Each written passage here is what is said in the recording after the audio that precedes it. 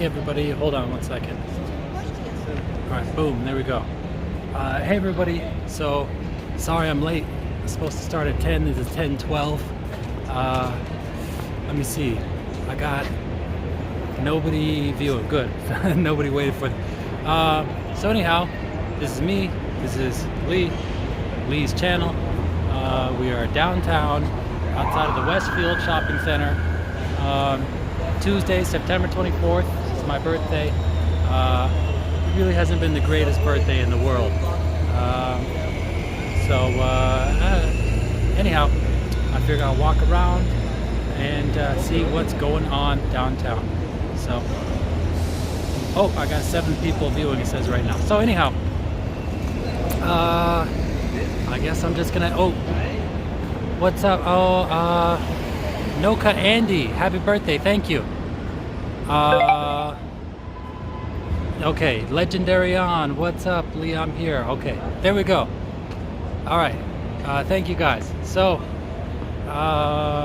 as I put in the description over on YouTube, I brought some socks. I was waiting for Shay, the person who helped pay for it, to show up on stream, and I haven't seen him since I took the break. But you know,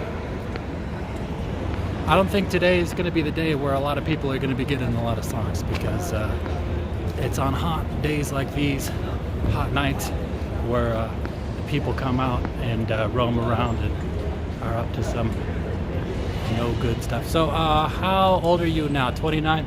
No, I'm 33. Happy birthday. Thank you, Blank. Blank, you said you were going to be in SF in September. Are you still going to be? There's not much left of September. You like 28? 28 was the best. I think 28 was my peak. I can't afford the trip. Oh, too bad. You know, actually, I wasn't even going to start streaming yet. You know, like, I mean, there's still more time in maternity leave. It actually doesn't end until October or something. So I started because, you know, you said you're going to be back in September. Also, my birthday's in September, so I thought, hey, should work. But hello. Oh man, it's hard for me to see. D Flores, is that you?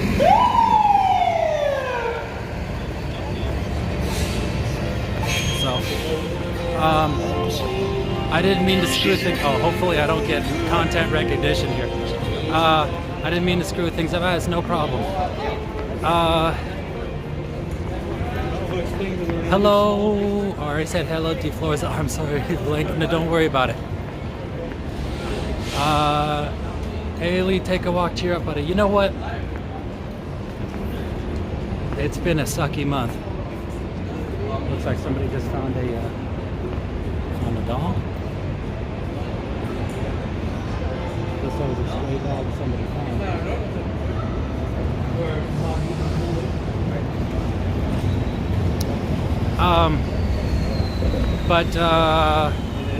Where are you off to, Lee?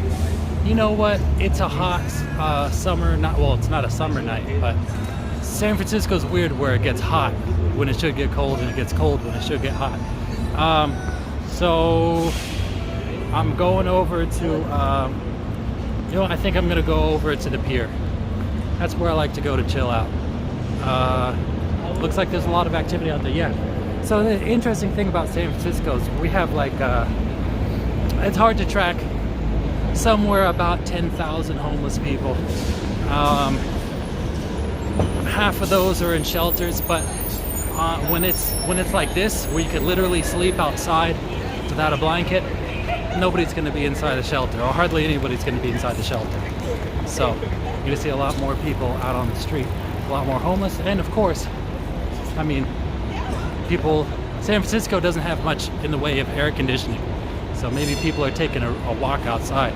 This feels like this is like a Singapore night rather than a San Francisco night. Get drunk, Lee. I took my bike here. That's I hope nothing happens to my bike. But yeah, that wouldn't be good for me coming back.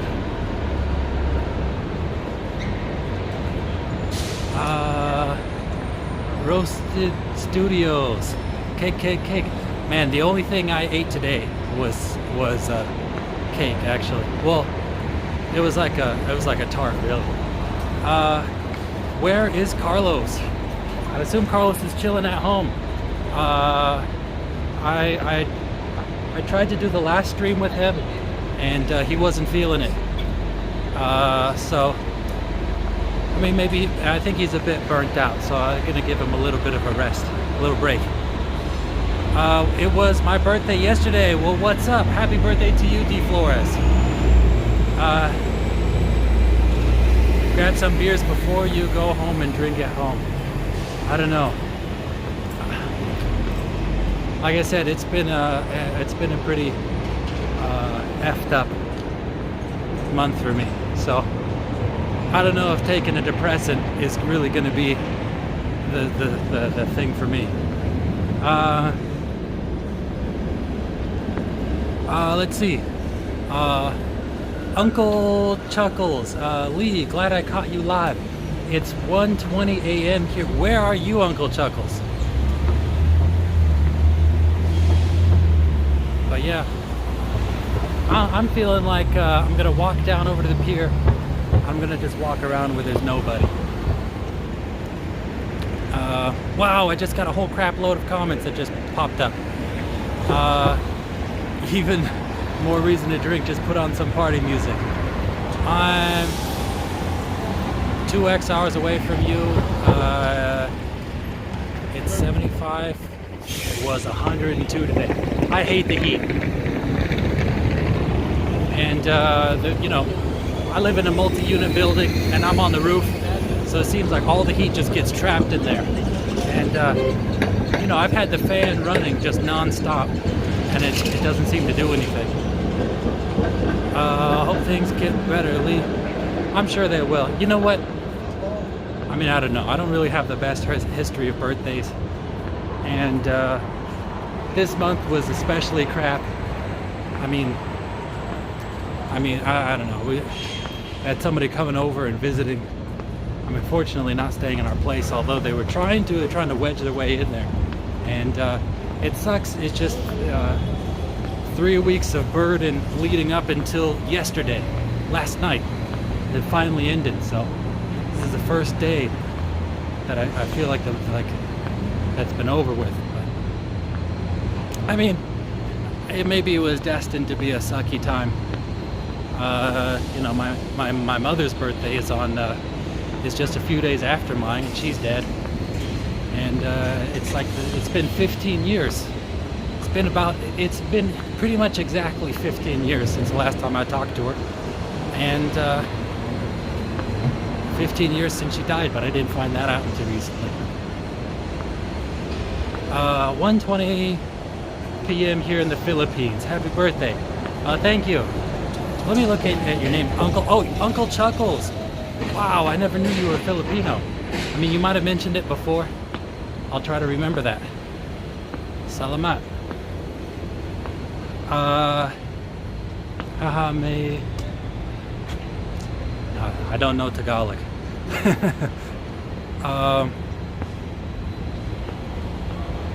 But anyhow, let me see. Hey buddy, you want some socks? I got 3 colors. I got white, gray, or black. What kind do you want? Gray. Gray? All right, cool. Hold on 1 second.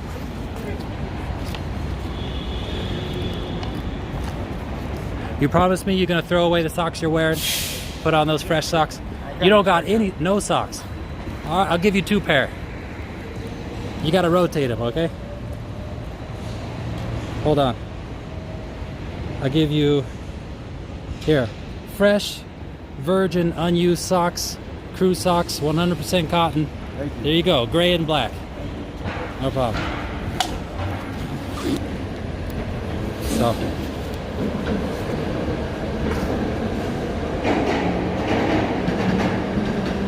Yeah, buddy.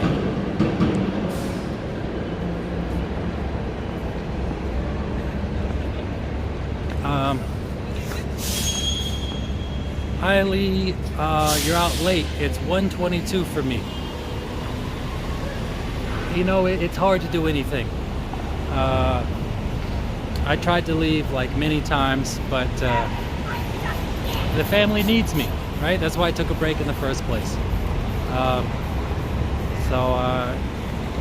Yeah, you know, my little baby girl, she's still very reliant on me, and she's relying on both parents. She likes to go back and forth between the two. So I was trying to leave, and she was feeling no good, and I tried to give her a shower to calm her down, make her feel a little bit better. She calmed down a little bit, trying to leave. She's screaming and crying. I tried to feed her a little bit. She's just fooling around, and yeah, I don't know. That's just kind of that's the reason why I waited until the last moment to put anything up as far as what I was going to do tonight. You're so very kind. Oh, who is this? Humpty Dumpty. Thank you, Humpty Dumpty. Oh. Yeah, buddy, I got somebody.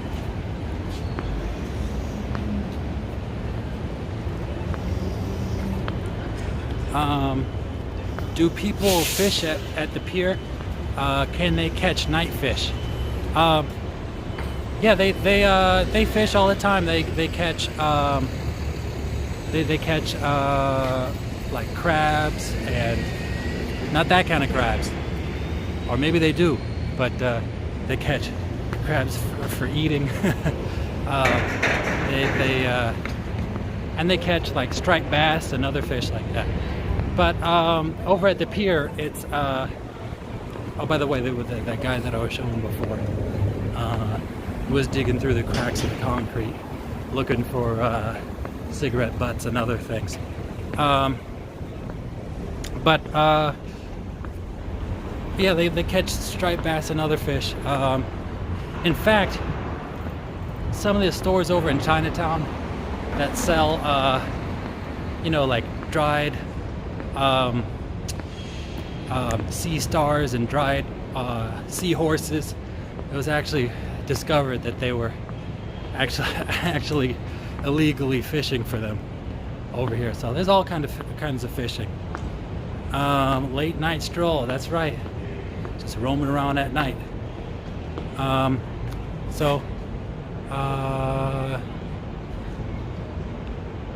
old am I now? I'm 33.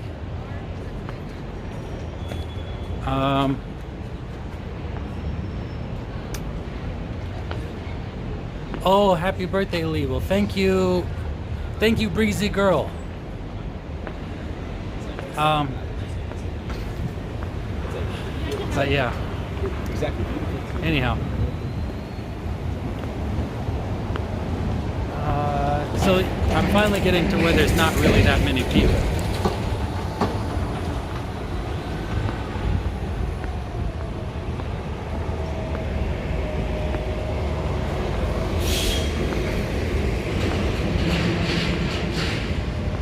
Let's see. Whoop. My favorite video was the lady on the bus. That was a crazy video. Super crazy. Why do you like that video?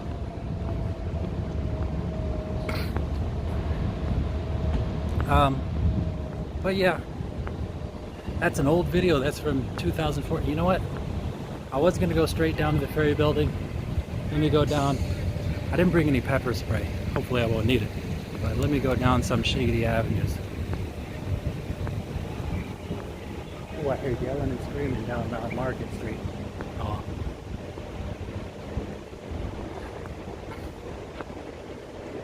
Oh. Does the BART run late? Oh, I'm not going to be taking the BART. I took my bicycle. I don't have any lights on my bicycle though. I'm going to be going through like a dark, basically like a street. Let's go look at this. Let's go look at this here construction. Wow, look at that crane. Boom.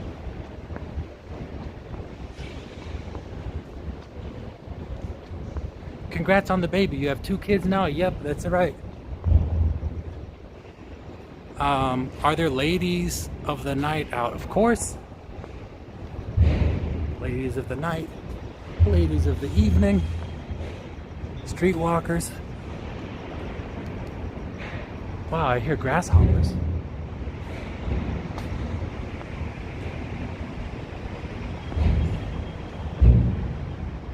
So I guess it doesn't really look like much has changed since the last time I was here. I think I'll let me go down that shady alley. I want to see what's up over there.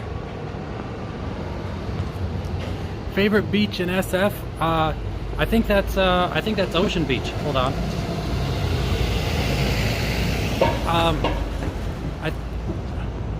Because I could just take the bus and be right there right away.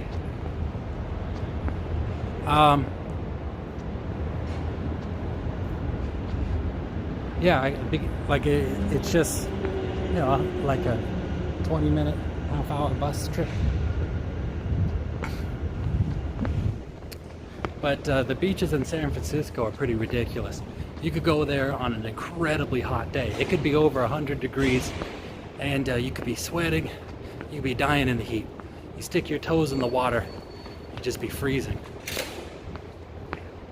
I've actually standing in the sun, just blasted, the sand just burning my feet, feeling like I'm like roasting like a hot dog inside of a inside of like a 7-Eleven, those ones just rolling under the hot lamp. And then oh look, there's another little shady happening. All right. And yeah, go in the water, suddenly it's a cool day. Just my feet. It's been cold enough. You go to San Francisco on a cold day, stick your feet in the water, and it'll feel like gravel landed on your feet, and then you'll lose sensation in your toes.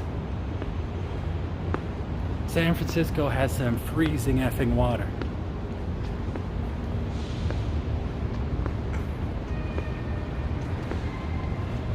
Baker Beach. Everyone says Baker Beach, but I don't know. I don't like the wildlife on Baker Beach. But it's been years since I've been there, so maybe it's different now.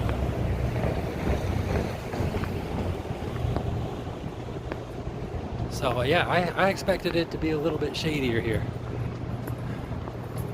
I've been going through these alleyways. Do you ever get approached by the night ladies? Man, not really. I only have some stories. I was over inside of a homeless shelter, the Larkin Street Youth Shelter, and they kicked me out at night.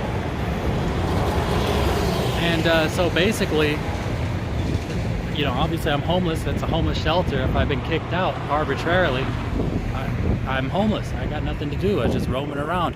It was cold as hell on that night. And well, somebody's walking around with a hockey stick. I think I'll give that guy his distance. Let me try to zoom in. Oh well, I'll just zoom in like that.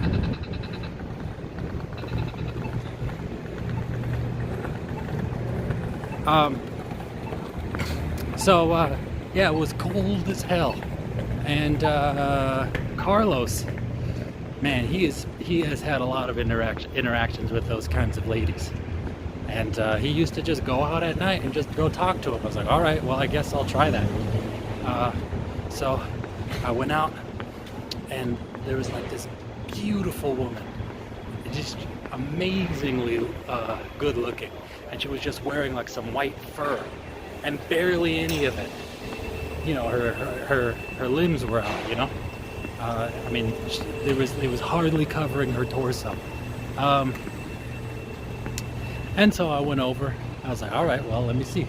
I went over to talk to her. She went over, and I was talking to her for like 10 seconds maybe. and then she realized I wasn't going to be buying, and she just walked away. So other than that, I have no experience. But man, Carlos has had some crazy experiences. I mean, he basically was mugged by a transsexual prostitute. That was a crazy story. And he was saved by a Native American man. So you should, next time Carlos is on the stream, ask him about that. Let him tell you that story. Wow, this is crazy. So, here we are. Oh look, something's actually driving across that.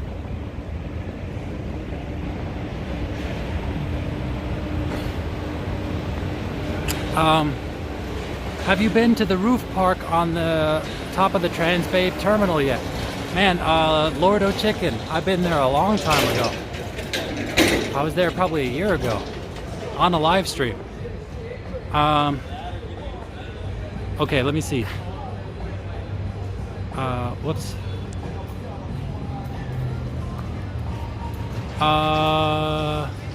Do the freaks come out at night? Yes, they do. Jared Shelton, I know what part. Oh, it must be an old conversation. Looks like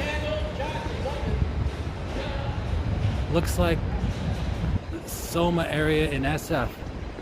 We are like in the financial district.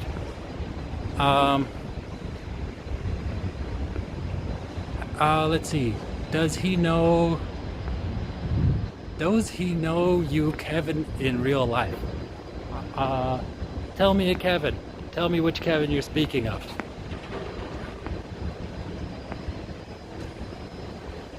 Wow, this is a crazy building.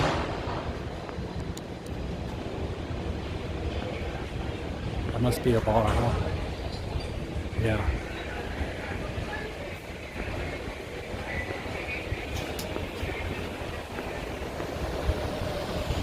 So anyhow, I'm just gonna keep wandering down until I see something. Or maybe I won't see anything.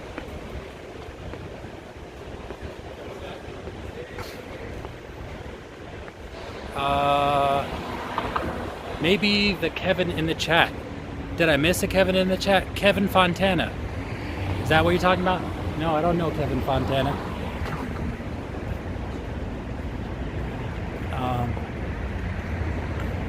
I know a Kevin Walker, but I don't know a Kevin Fontana.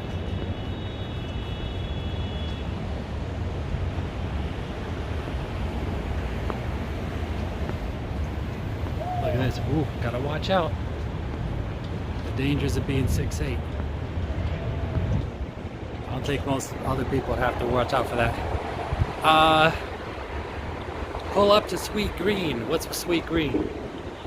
Is that a place around here? Alright, let me walk across over here. So I'm on Howard and 2nd Street. I wonder what the hell is going on over here. Oh, he's making his little bed.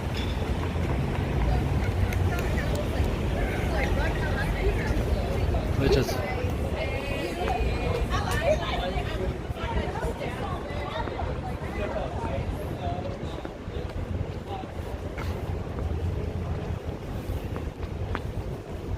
Oops.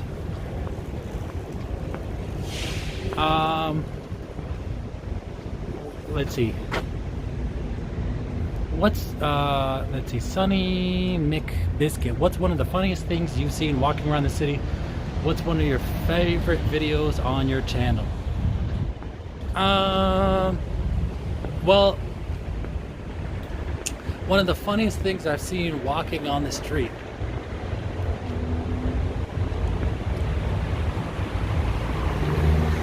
Man, you know the problem with that is that it's hard to just like recall a real legitimate story off of the top of your head without it kind of coming up naturally. One of the funniest things I've seen on the street. I've seen some people who are pretty messed up. I saw somebody headbutt a light pole.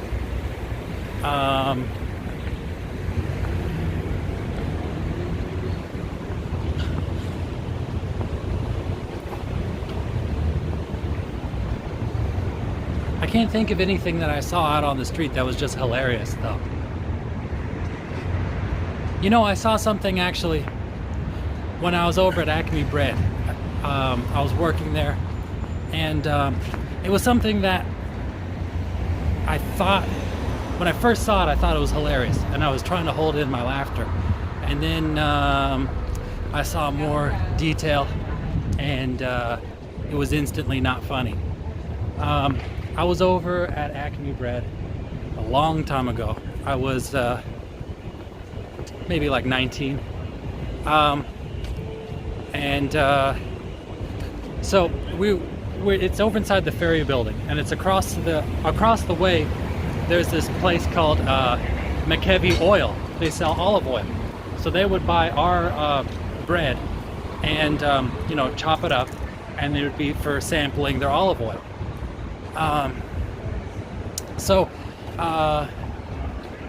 One time I was there working with another guy there. His name is Brian Murphy, but he's another guy almost my same height, so it's just the two of us towering back there. But anyhow, so we were back there, and we would just be cracking jokes all the time. And he turned and he said to me, like, or like he had like his face down. He was like, look at that, look at that. I was like, what, where, what? And I looked across, and I saw this homeless guy who was like, I could only see from the back, and he was in front of this little sample tray where all the bread is. Hold on, let me my gift to you is, you know, the earth is. I couldn't read that comment. I'm trying to read, you guys, as I'm telling the story, I can't read the comments. It's going up. But anyhow, so that guy is like just shaking in front of the in front of like the sample thing, and I just started cracking up. I just thought it was hilarious that he was just going to be inhaling all of this, all of the bread over inside the sample thing. And then yeah, so I was trying my best to be behind the counter and not be laughing. Then he turned around, and then I saw that he was emaciated. So that was instantly not funny. He turned around, and his like shirt was open, and his ribs were sticking out. So that went from something that I thought was hilarious to something that I instantly felt stupid for.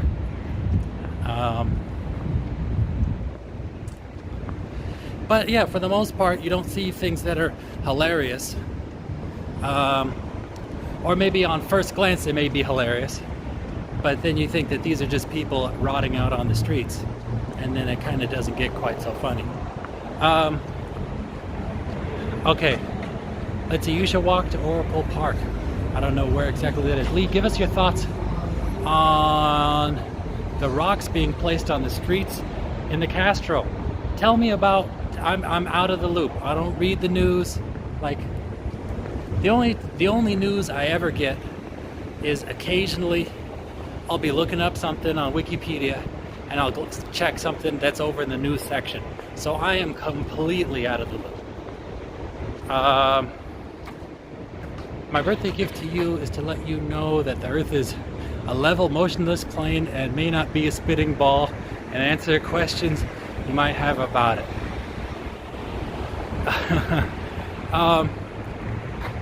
Latino Truth Seeker, happy birthday, thank you. Thermo 76, no greater gift than the truth. I don't know, man. If you're seeking the truth, I think you gotta seek a little bit deeper. Lee, give us your okay, you're already set. Is Oracle Park a cool place? I don't know, is that the baseball park? Jason, I don't care about the Castro. Okay, do you play video games? Yeah, I do. I play lots of video games. In fact, one of the top video games on my wish list finally became available today.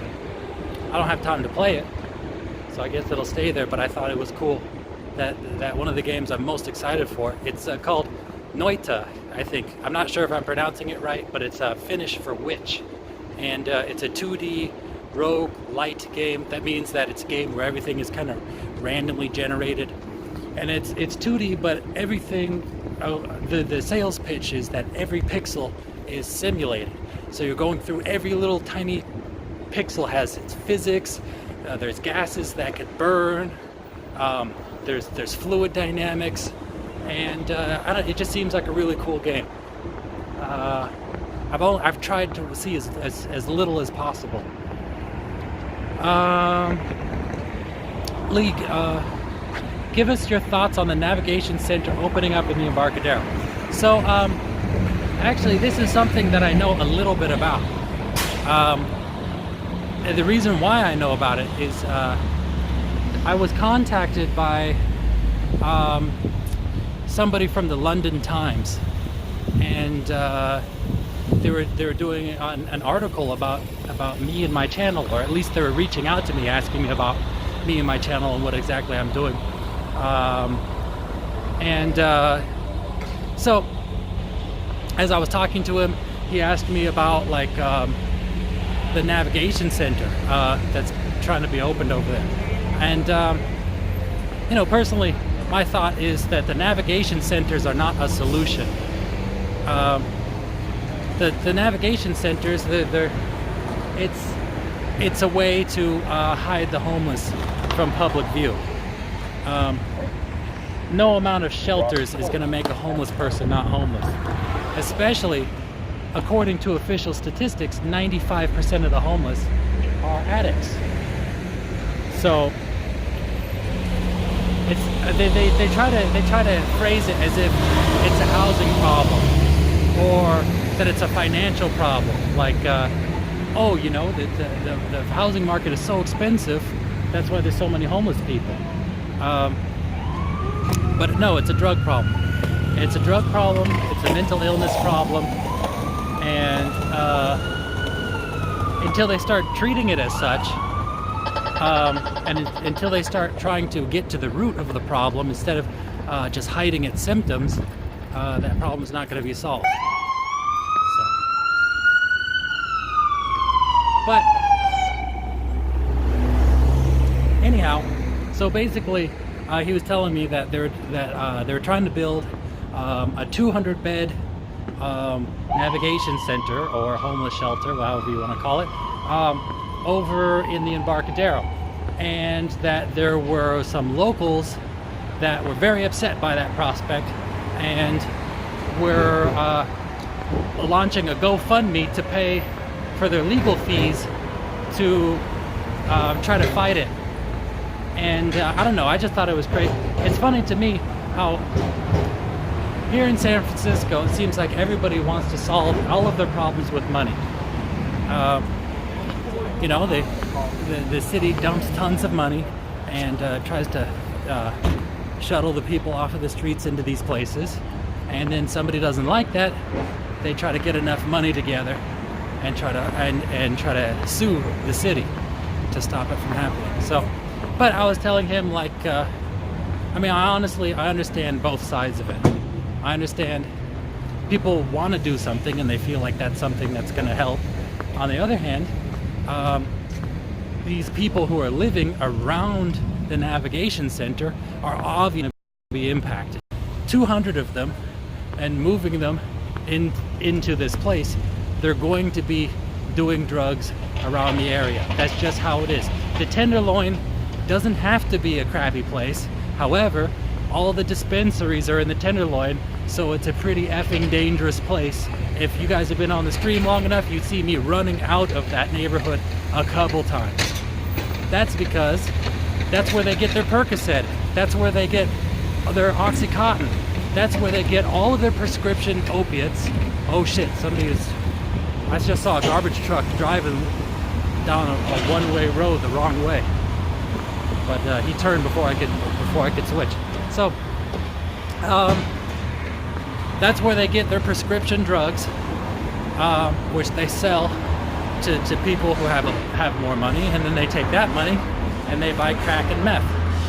So obviously, if you build a place like that, it's gonna make the neighborhood worse. That's the simple truth. So I understand both sides of the argument, and I said that to him. I don't think that was the answer that he wanted. I think he wanted me to be upset that people were trying to stifle people from solving the problem, but I don't really have the same feelings as most other people here. Okay. How is this one hiding the public? How is this one hiding the public view? It's right in front of the Bay Bridge, because you're literally taking homeless people and putting them inside a shelter. It feels to me that that the city's #1 initiative for a long time now, I think it's starting to change, but it seems like the initiative is to get people up off the streets. I mean, this is a city that literally made it illegal to sit or lay down on the streets. Like, okay, now it's illegal to lay on the streets, no more homeless. But no, they literally, so these are the people, I should hurry past, and we're going one way. Oh, it's going the wrong way down the wrong way. But yeah, anyhow,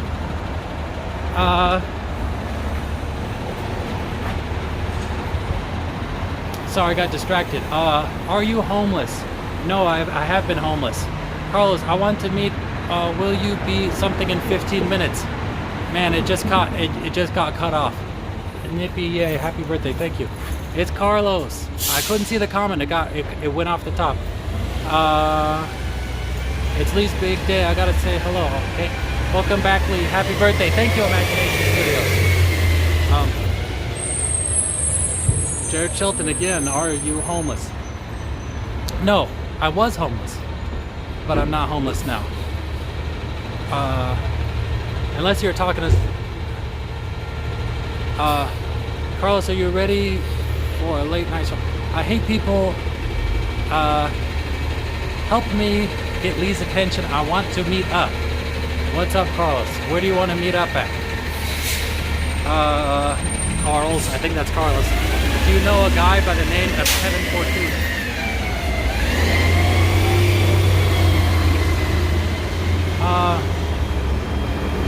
Where am I? I'm at Harrison. I'm gonna head over to the coast now, I think. Carlos, come meet me at the ferry building. If you're taking your bike, I don't know. I guess just come to the ferry building. I locked my bike up over by the Powell Station.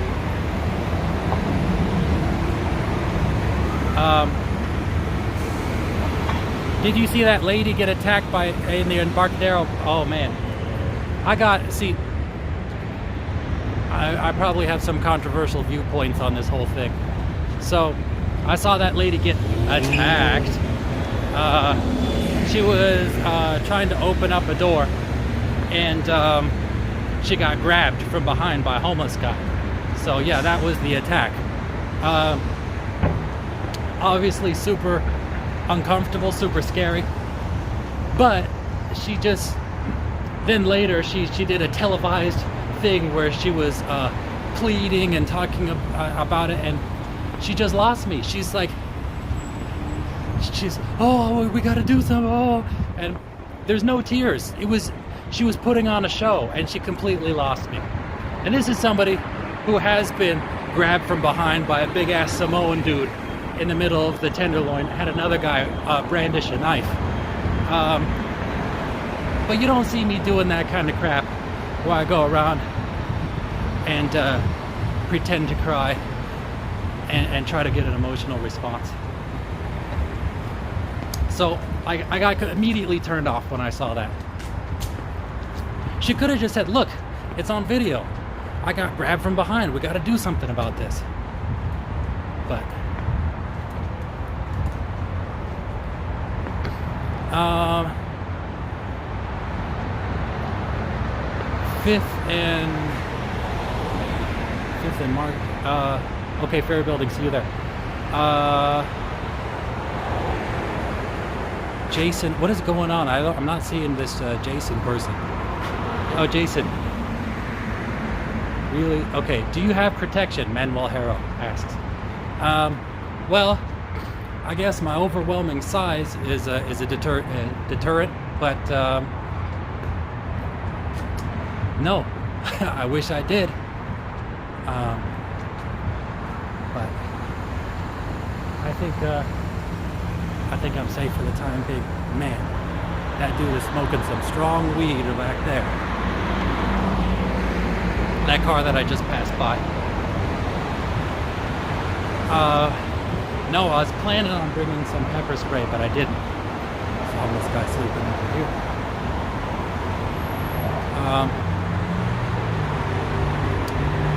So, hopefully I'm heading in the right spot to get to the Ferry Building. What are some places you won't go to? So I used to live over at, can you guys see me? It's getting pretty dark. I got text over, so I can't tell if you guys can see me. I used to live over at on 3rd Street, which is, it's not a very good place. I found out, I lived a couple places down 3rd Street. I lived at 3rd and Kirkland with this guy named Grant. He was a complete asshole. But I found out after I moved in there that the weekend before I moved in, somebody had been shot and killed across the street at the liquor store.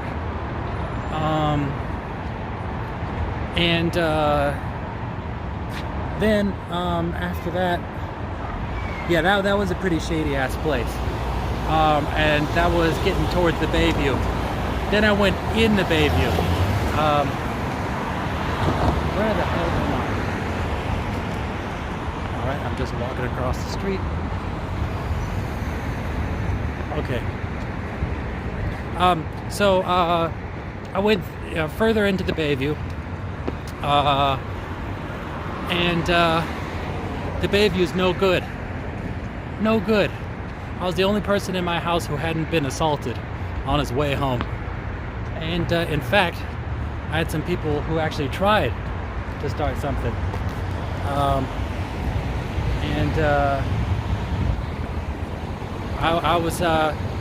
I was ready to give them a serious beating, but I was carrying some expensive equipment at the time. And by the time I got home and dropped it off, I called it off. But so the Bayview is dangerous, and I think the reason why, in fact, when I was living there, the bus stop that I used to wait at, there was an Asian guy who used to wait there, who went missing, and they later found his body floating in the bay.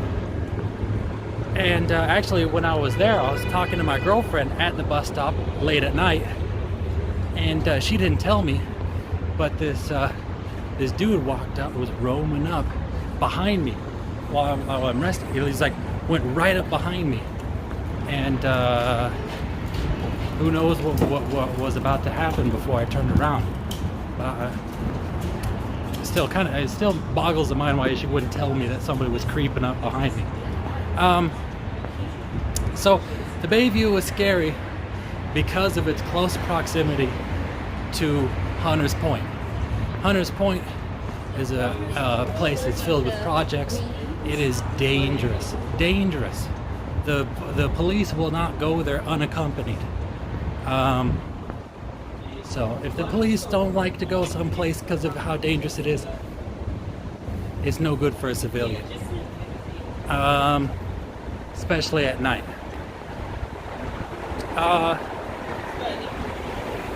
But yeah, I seen some crazy stuff walking home at night when I lived over there. And then let's see. So Hunters Point, and oh man, there's some places that are kind of in Outer Mission that are pretty sketchy too. I think there's a place, I don't know the neighborhood, but they don't have anything like the only thing they have there is a liquor store. Some people tried to open up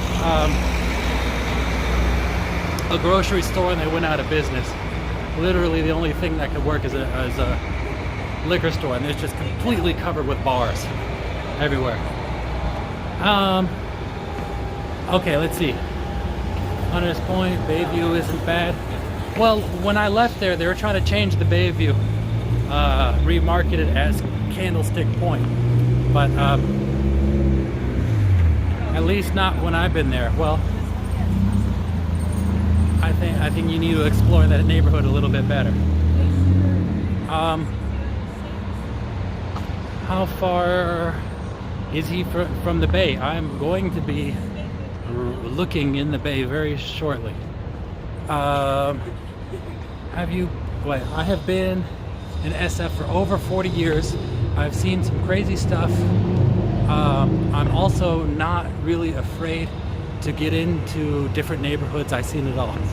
Listen, I used to live in the Tenderloin, and after a few incidences in the Tenderloin, I don't like to go there, especially not at night. Happy birthday, Lee. Would you ever leave San Francisco for another city? I don't like living like a bum. You know, San Francisco is so goddamn expensive. I have now a family of 4. We're living in a 600 square foot unit. I mean, we're living on top of each other. We're packed in like rats. I don't want to leave San Francisco, but it's not like I'm rolling in cash. We're eventually going to have to move out. And the whole Bay Area is expensive. So would I like to? No. Will I? Possibly. Most likely. I mean, hopefully someday we'll be able to live in a place where we're not stacked on top of each other.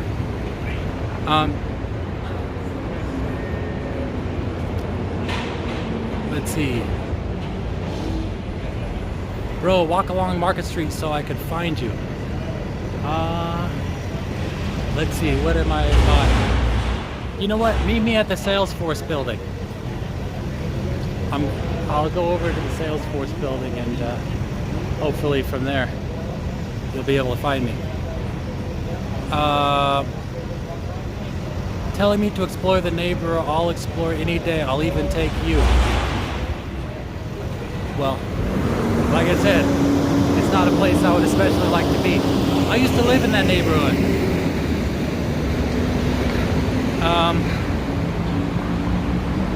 See, I live in Houston. Yeah, Texas is not really a place. Like I said, I don't like the heat. I don't think Texas is a place that I would like to go. What temperature was it in Texas over in Houston? Hi, Lee. Hi, Brenda Barnes. Do you think the homeless situation has gotten worse? What attributes to that? Yeah, of course, the homeless situation is getting worse, and it will continue to get worse. Here in San Francisco, they are doing quite a lot to try to mask it. They're trying to hide it. They're housing a lot of people. I talk to people out on the street who anybody would assume was homeless. I assume was homeless. I, as somebody who has been homeless, have never gotten to that point that to the people that I'm looking at. And so I ask them, how long you been homeless? And they tell me I'm not homeless. I got a place to stay. They got a place to stay. They're not homeless, but they're out there asking for money for drugs. Talking to themselves, you know? So maybe the homeless situation is getting better because they're not homeless any longer. Yeah. So, but so anyhow, what contributes to that? Oh, by the way, people looking for streetwalkers. There was one right there.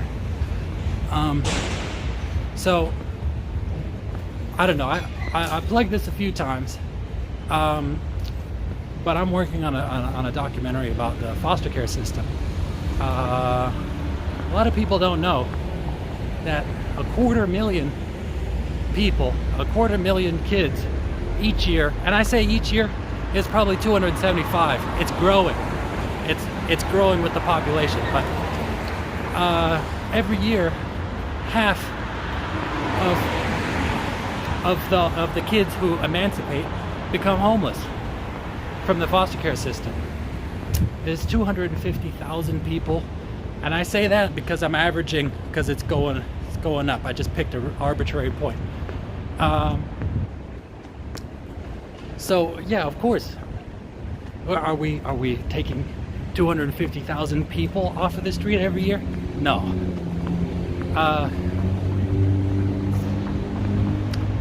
The issue is that you're getting kids who are broken. You're getting kids who've been fucked with, kids who've been beaten, kids who've been sexually abused, who have been violated, taken advantage of, neglected, and just cast out. When I turned 18, I got all my shit packed inside garbage bags and I was dropped off outside of a homeless shelter. So, I mean, in that situation, 100% would be homeless, because you would be literally thrown out on the streets. Well, not thrown, but you know what I'm saying. I don't like when people say literally when they mean figuratively. So that's a major contributing factor. And on top of that, those kids that leave the foster care system, so half of them become homeless. A quarter of them have long-term post-traumatic stress. I have post-traumatic stress. But yeah.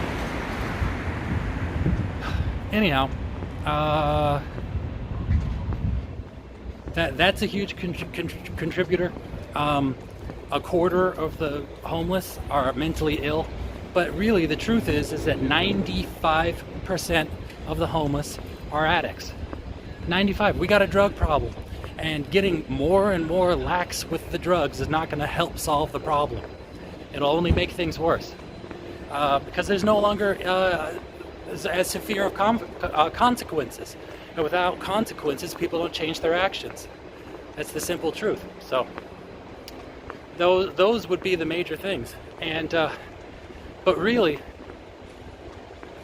I haven't looked through all the numbers, but I'd have to assume, I'm making an educated guess, that probably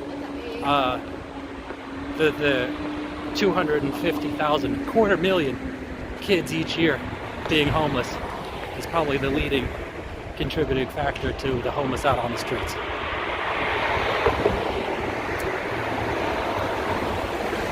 Okay, high of 90 tomorrow.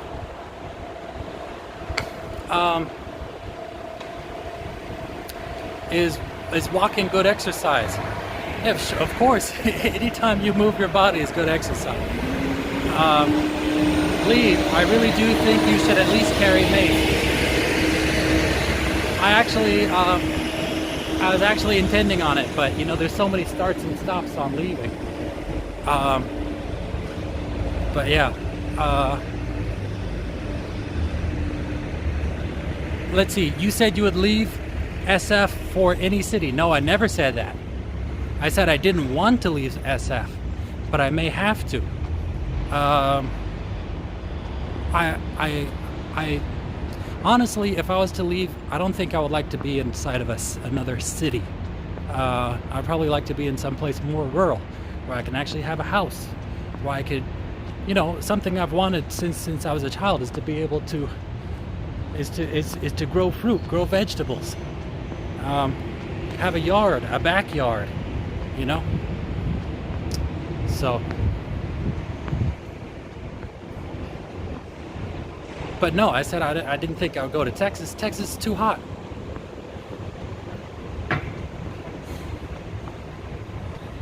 Jared Shelton, come to my area. You just said it was 90 degrees tomorrow. I can't do that. My mom was from Texas, by the way. Here in Watsonville, it's very expensive to live. Yeah. the problem is people like to flock together. Well, there's two problems, right? Number one, there's a population problem. And number two is that people like to flock together. And as they group up together, those places, they get more and more dense and more expensive until only the very elite can afford to stay there. So it's nice to stay in a city when you're young. It's not nice to be in a city when you're an adult. It's not nice to raise kids in a city, at least in the city of San Francisco. Having to drag your kids past junkies shooting up on the streets and people handing guns back and forth over inside the BART station, junkies shooting up on the BART, people handing crack back and forth in the bus.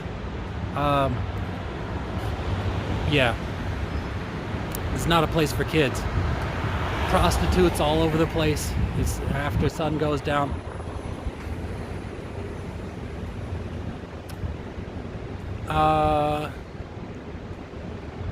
Oregon, dude. Oh, I love Oregon. The few times I've been there, I've been to Ashland, Oregon. I've been to Corvallis. I've been to Portland. I went to Oregon State University. That's Corvallis. It's amazing the difference, being in California most of my life, basically all my life, you kind of forget. You don't know that it's semi-arid. It's a dry-ass state. You go over to Oregon, and I realized I had never seen a green tree before. I'd never seen a green plant before. The greenery over there is just on a completely different level. And I saw some amazing thunderstorms over there. I didn't know that there was such a thing as green and purple thunder. Lightning, I should say, not thunder. Yeah, I like Oregon. But I'm not very nomadic. I never even moved to San Francisco. Every place that I've ever lived at was a place that I had been placed at as a child. I've been placed in a lot of places, inside the group homes and the various shelters.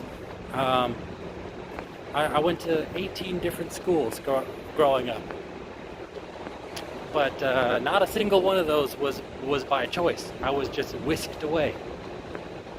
I had all my crap. In fact, not even all my crap. Had a portion of my crap thrown in garbage bags and taken along with me for the ride. So, I'm talking to Carlos. I'm interviewing him for the documentary I'm trying to make, because Carlos himself was also inside the foster care system.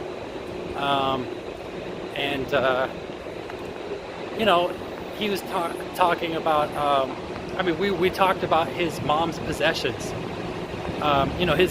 He entered the system because his mom died. He's an orphan. And it's crazy, I wouldn't find out until years later that my mom would die around the same time too. But, so let's see, let's get in front of the Salesforce building. This is the Salesforce, the Transbay Terminal, what do you call it? What was I saying?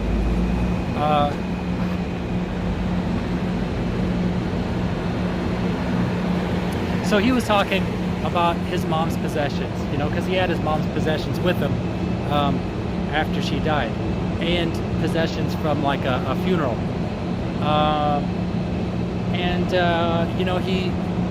He got kicked out of a group home because he tried to hang himself.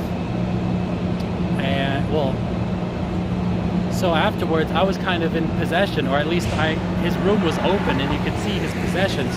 He had a little milk crate that had all his mom's possessions, and I remember looking at it, touching it, smelling it, seeing another kid in there defile it.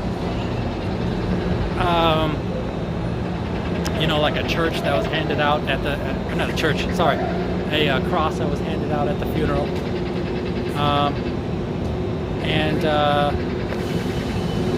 But anyhow, yeah, that's just those things that he was talking about. We had a little moment with.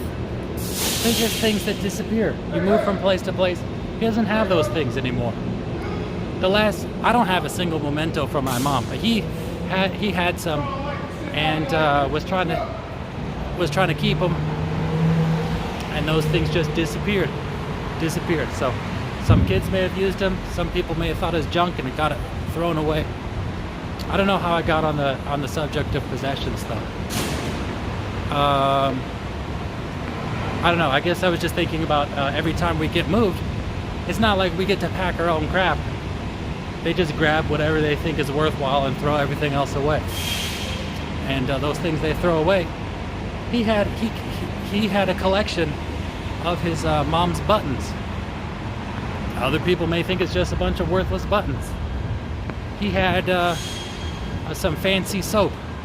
His mom loved fancy soap, would collect fancy soap.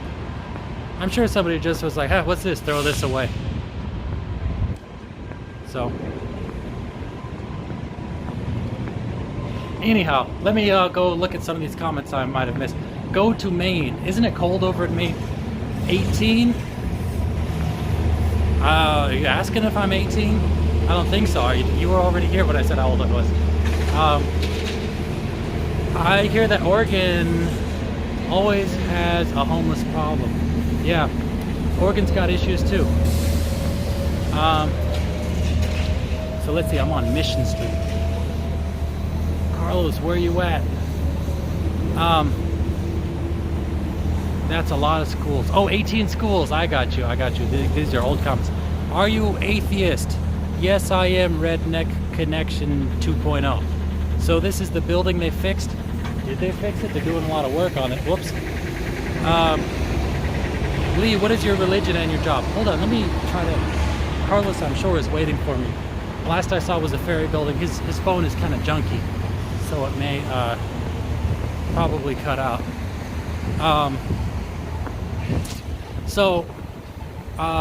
Yeah, I'm atheist. My job... I don't see him around the Salesforce building.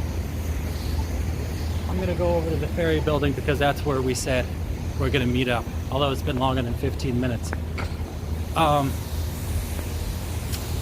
So my job, you know, my job was, I was a caregiver. So I take care of the elderly, take care of people with brain injuries, people with Parkinson's, people with Alzheimer's, people with who've had brain tumors and brain surgeries and irradiation, and yeah, it was very, very difficult work. But yeah, I was a caregiver and also worked as an usher at night over at the theater, over the theaters. And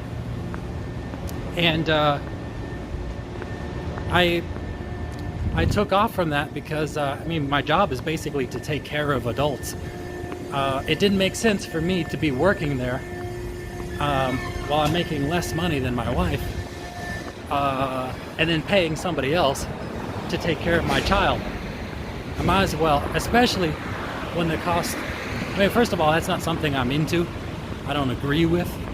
But secondly, even if I did, the average cost being $2,400 a month is not affordable. So I'm a stay-at-home dad, and I think I'm going to remain a stay-at-home dad until eventually my kids are both in school and I can have a little bit more freedom to do something else.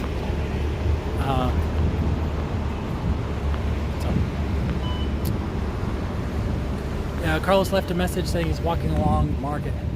Yeah, I know. I'm going over there too.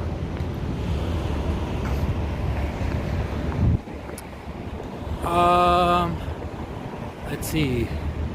That's sad. Oh man, these I can't read all these comments as they come in. Because I get on a stream of consciousness type deal. Over here there's somebody probably on a wheelchair who's asleep under that top.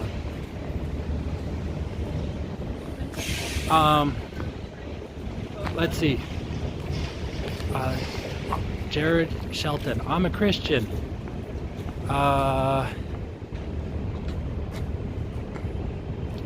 of course, right? You're from Texas. What else would you be? What's your wife's religion? I think she's agnostic. My dad is a pastor. Oh, that's a good way to ensure that you're religious. There is a God. That's what I believe. So says Jared Shelton.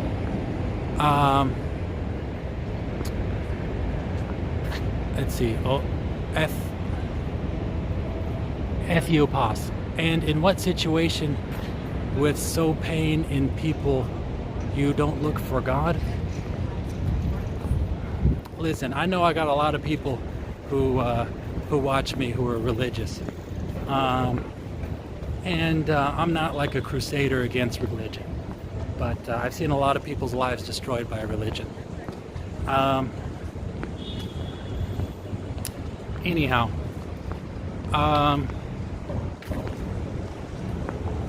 so I'm walking down Market Street.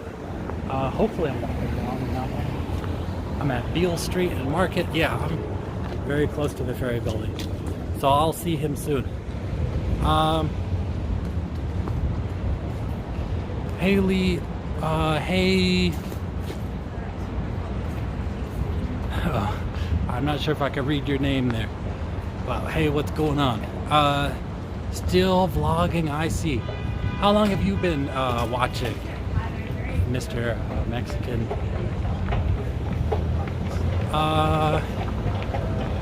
Wow, it's 68 there, warm. Yeah, it was pretty warm even going down. So as I'm getting closer towards the bay, I mean, I smell the ocean, I feel it on my skin. It's getting cooler, which is nice. So I'm trying not to jaywalk here as I walk across. Okay.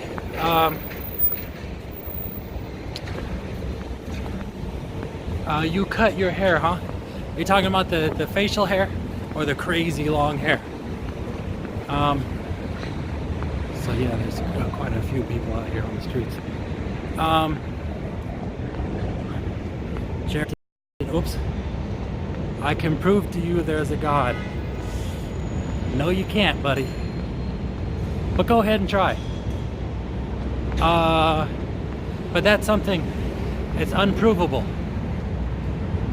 It's unprovable because any evidence that shows that it doesn't exist will be cast aside and a new explanation or interpretation will be provided, and there wouldn't be preaching about faith and believing if there was solid evidence. It would be, look at this evidence, and you would be like, oh, okay, thank you for showing that to me, now I know.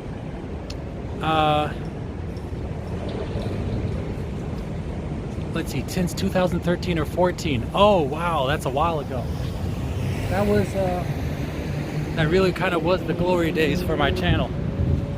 2014, my daughter was born, and I stepped away from YouTube for a while to take care of my daughter, and you know, I obviously all the old footage on my channel was, I didn't go out looking for it.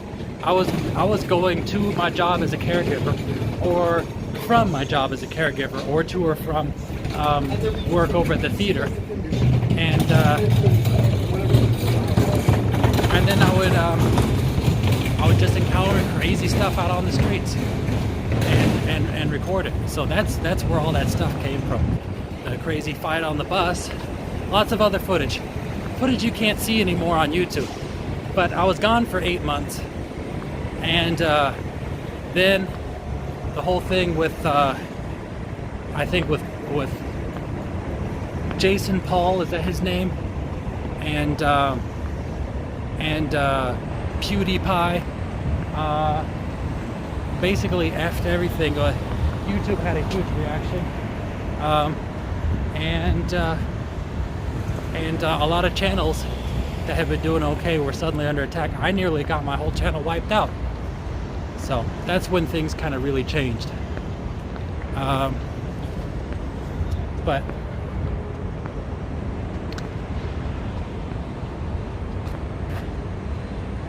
we miss your videos. The crazy lady on the Muni was iconic. That was a crazy video. And it's still one of the most popular on my channel.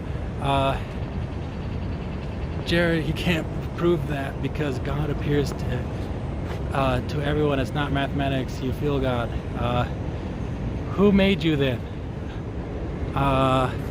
Some people want to feel special. Oh, Ethiopia. I can't see because it's in blue. It's at night. It's dark. So, Ethiopia. Gosh, mom and dad. Yeah, that's typically who makes you. Yeah, man, I'm at SF Local. Wait, hold on. I'm a SF Local. I know how it is out here, although things have slowed down. You know, because I'm a stay-at-home dad, I don't really, other than when I'm out streaming, I'm not really out.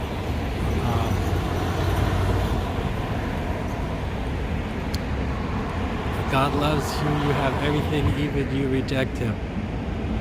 Yeah, Logan and Jake Paul. Yeah, it was that. Them going into the suicide forest and then like, amazing, we found somebody who hung himself. It's like, what are you gonna find in there?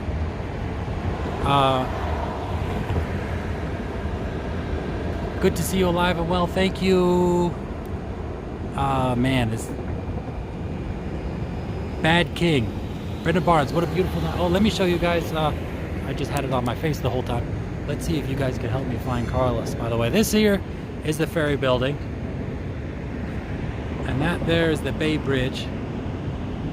And as I walk across away from here, that's the rest of the city. That's Market Street. And yeah, here we are as we slowly go around.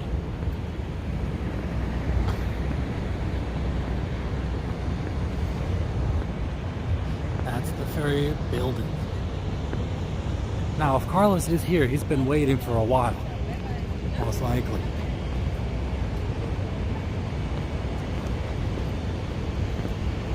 So, I don't see him. You guys see him?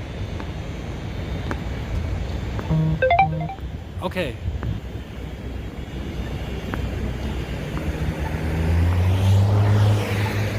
Okay, yes, we've been there. Oh, wait, hold on.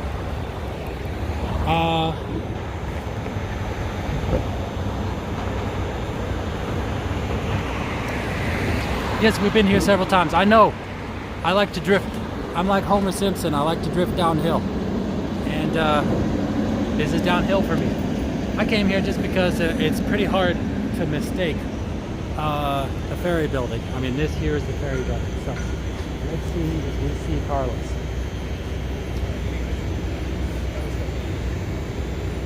I'm not seeing him anywhere.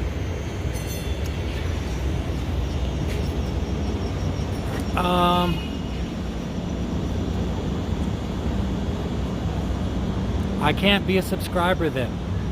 Well, Jared, listen, if that's what it takes for you to leave, then I guess you're gonna have to leave.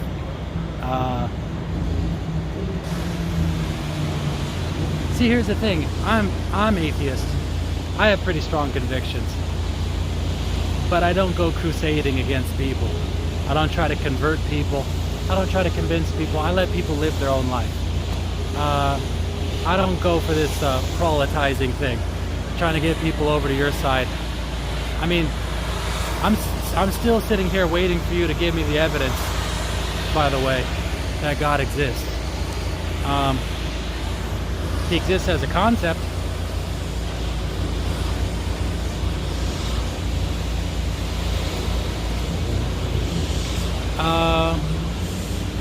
Let's see. Who's your favorite YouTuber? Hold on, I think I'm on the close-up perspective. My favorite YouTuber, I don't know, I don't really watch too much YouTubers. You know, one thing I've gotten into recently is this channel called Project Farm. And it's this guy, out in the middle of the country somewhere who he does these experiments, and actually for somebody on YouTube they're actually pretty well controlled, and he'll do an experiment. He'll try to see what happens if you try to run a motor on lighter fluid, for example, and what if you try to run a gas engine on diesel, or what's the stickiest double-sided tape, or which epoxies are the best, like which, you know, those kinds of things. And I'm interested. I'm somebody who's not into motor vehicles, but I'll watch it because I like the way that he kind of controls his tests. I like to see what will happen, and I like the fact that he's so much of YouTube are people who are basically whores, people who are reviewers, and people who say, hey, I got something awesome to show you, and it's been provided to them by the company, and you're sitting there watching an ad. They're pretending like they're being objective, but in the reality everything is awesome because everybody's sending them everything. You know, I watch a lot of watercolor videos, and everybody's a whore. Everybody gets stuff sent to them from Jackson Art or from this or that, and then talk about how the crappiest of crap is somehow good because they received it for free. But Project Farm doesn't have any of that. It doesn't have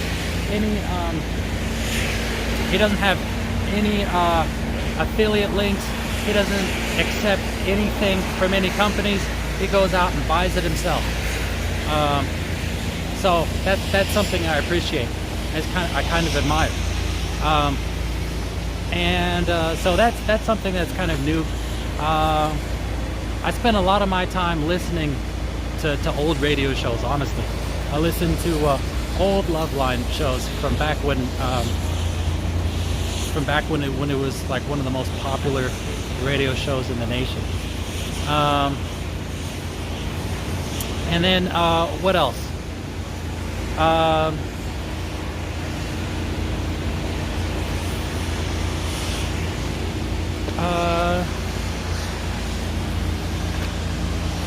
By the way, I'm just kind of pacing here, waiting for Carlos to eventually show up. It is 11:30. I'll just kind of hang out here for 5 more minutes and then keep on roaming. What else? YouTube channels. I've recently got into some tech YouTube channels. I mean, I watch Hardware Unboxed. What else?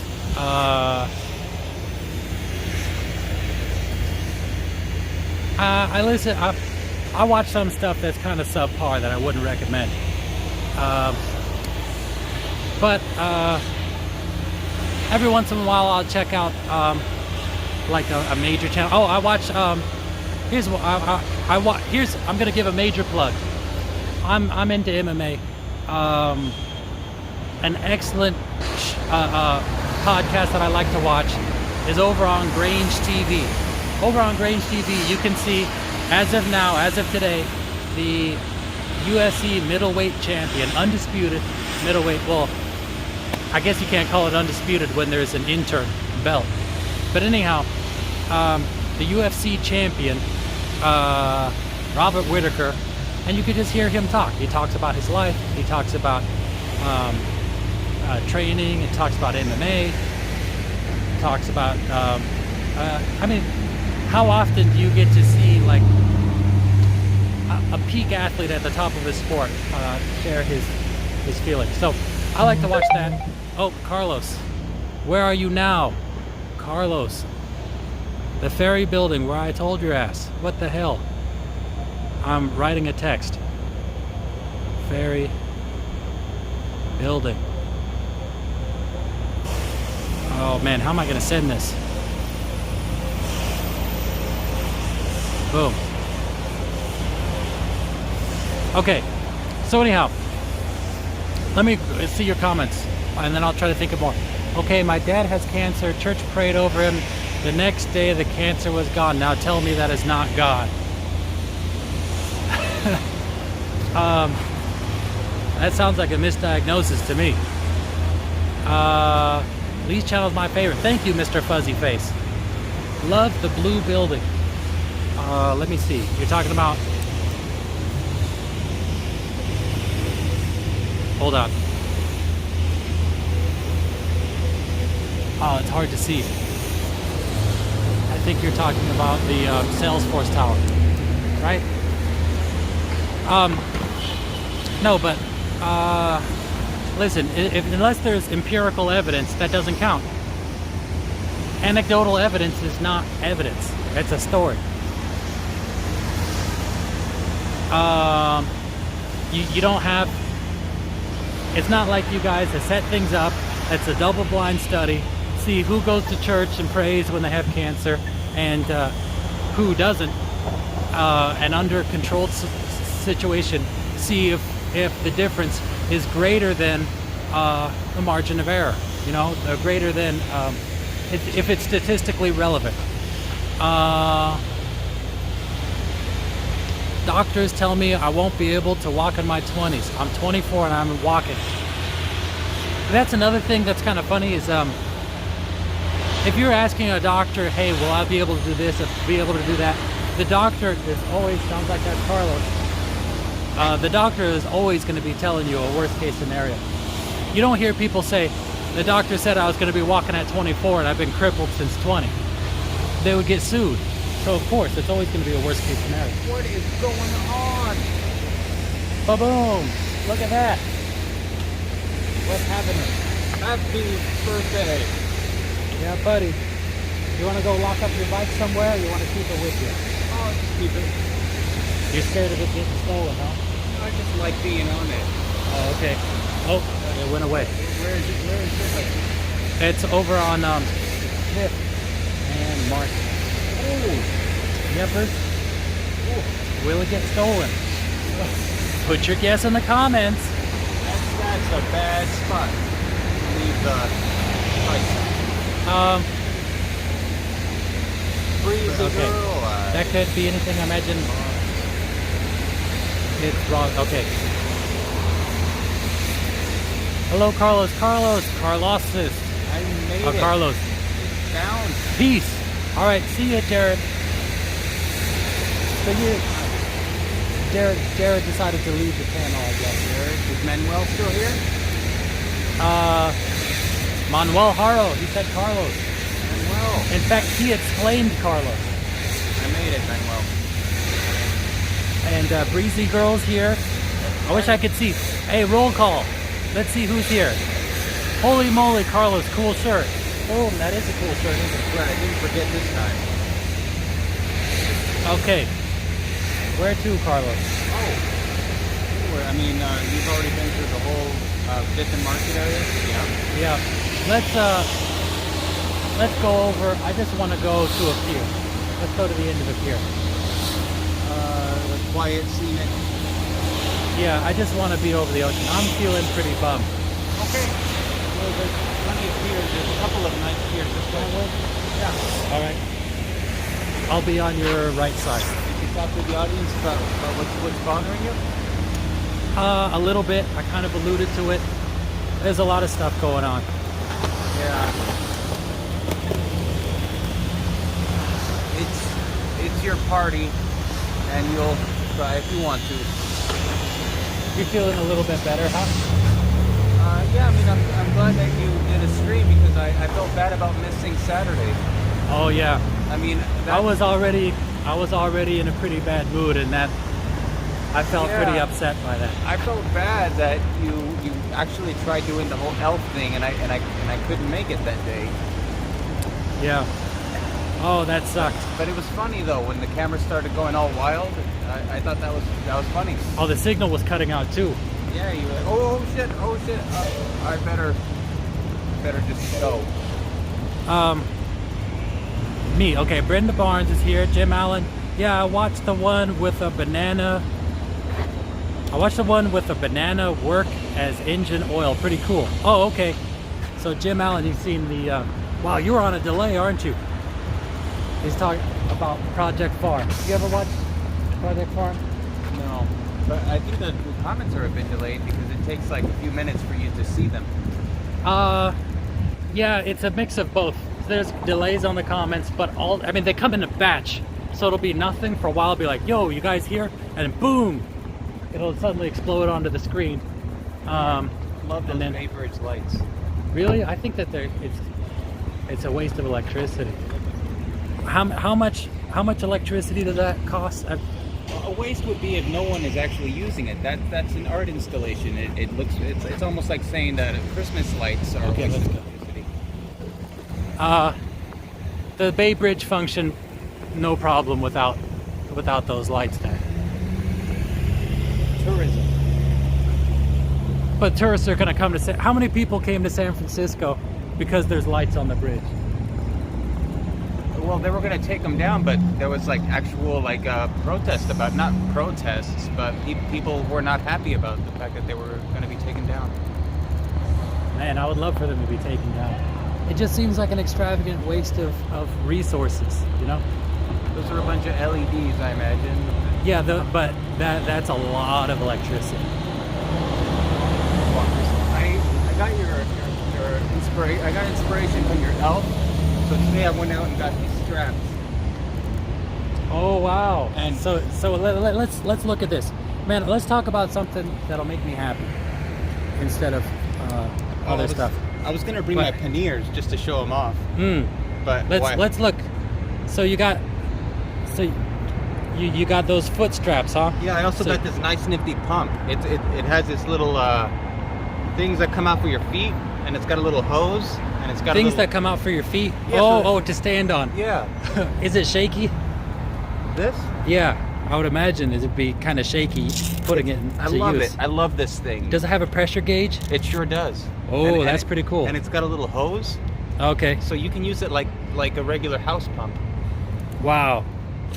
But your tires are 90 psi, is that right? Yeah.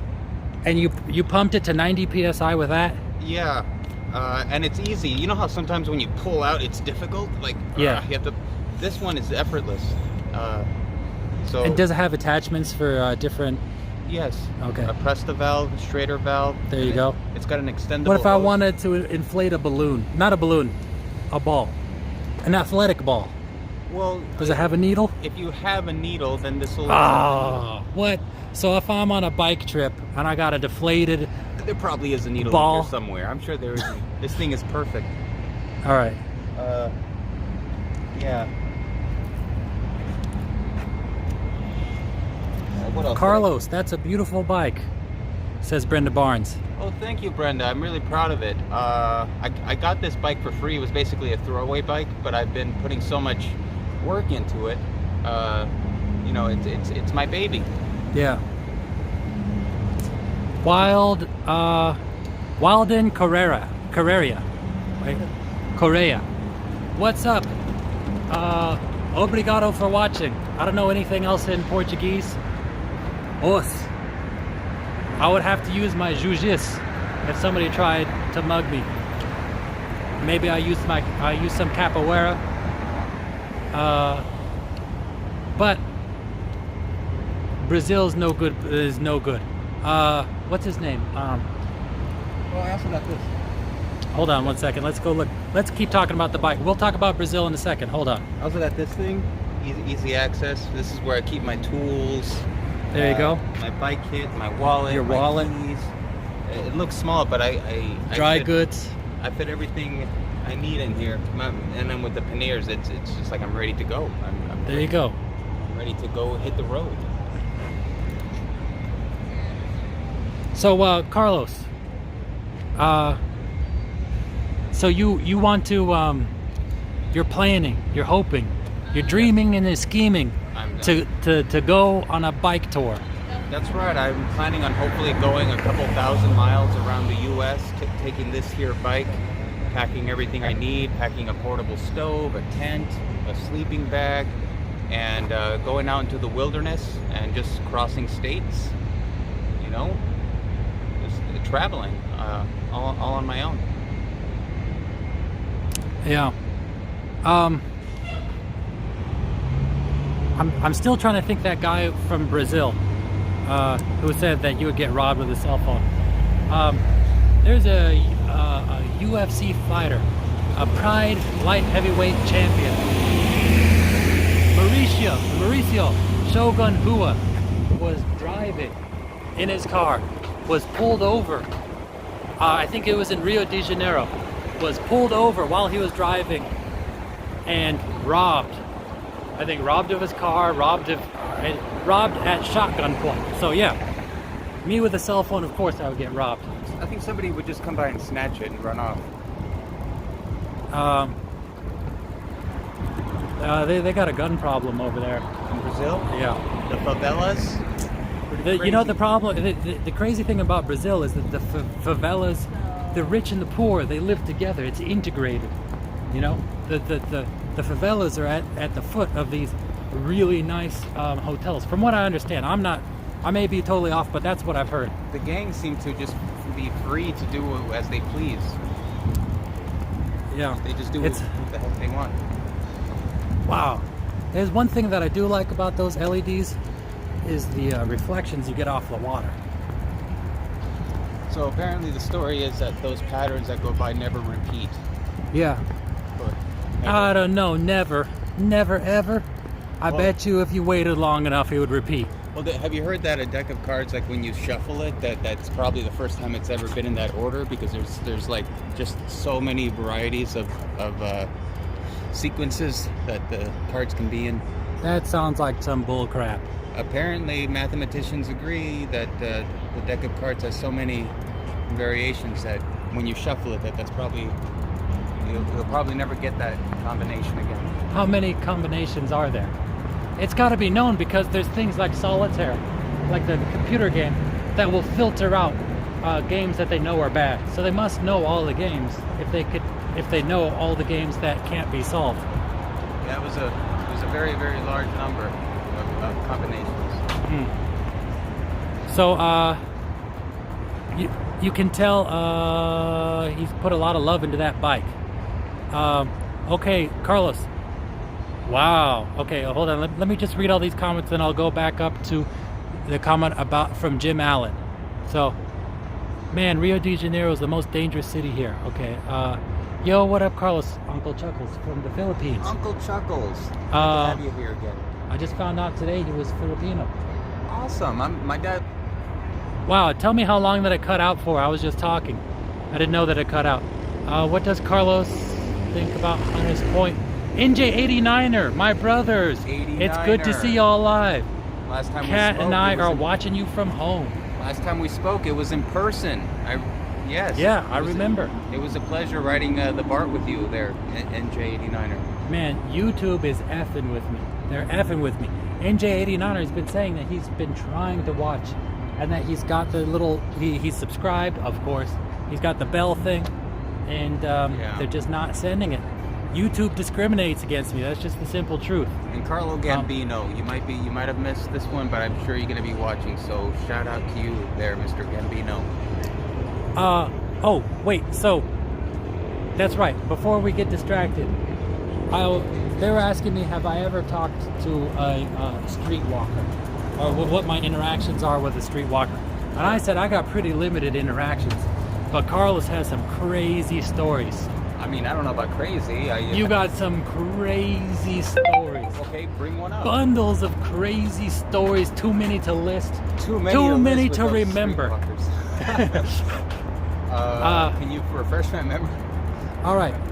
Man, it's so dark, they're not going to be able to see your face. Well, we have these spotlights just illuminating everything, giving us a creepy vibe here. Man, I wish I could go on a bike tour with you. We're going to have to get back to that later. Just go for a week. So, in the meantime, because I mentioned it earlier, I guess the one that pops up into mind first. So, when we used to live together over at Turk and Leavenworth, you used to go out and actually even before then, I think you would go out as sort of a pastime and just go talk to prostitutes. Well, that wasn't all. That wasn't my intention when I left the house. I would just go out late at night and walk through the Tenderloin just to see all the craziness. Yeah. I would leave at night, and I just thought it was exhilarating to. I had just moved to the city, also. Well, you had been in the city for a year before I came. I was also quite a night owl. That was when I was really active. Was at night, and Carlos is Hutu. Well, I got the voice wrong. Is that Kai? Kai. Yeah. Carlos said, I mean, yeah. So yeah, I mean, I wouldn't only just interact with streetwalkers. I mean, I would interact with drug dealers, and homeless people, and drug addicts, and but yeah, streetwalkers. Yeah, I guess I got robbed by one.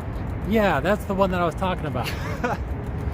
But yeah, that was actually transvestite. Yeah, I might have mentioned that.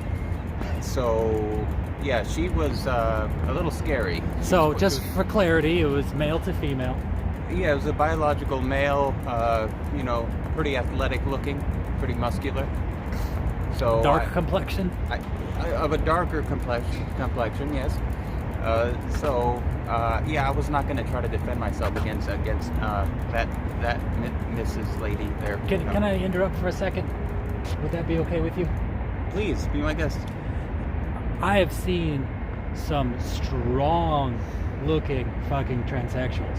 That's right, yeah. Some like with some massive deltoids and just walking down, and I think I've seen either the person you're talking about or somebody quite similar who's an African American female They work from on their male, bodies quite a bit.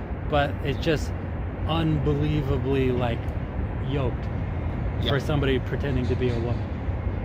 But anyhow, so I just thought I would illuminate the physique. Probably taller than you, right? You're 6 foot. Probably walking around 6'2" or something like that. She was a big lady. Originally a big man. Yeah. I always get confused how to refer to transvestites. So, This is a lovely pier. so yeah, transvestite, not transsexual. A transsexual would be that. That have the surgery. Because I've But maybe she wanted to be female and believed she was a female, but just with the wrong parts. There are some people who I don't think so. Okay. Of course, you know. This was a long time ago. I think that. So then, what's a kind of transvestite and a cross-dresser? Is that the same thing? Yeah. Okay.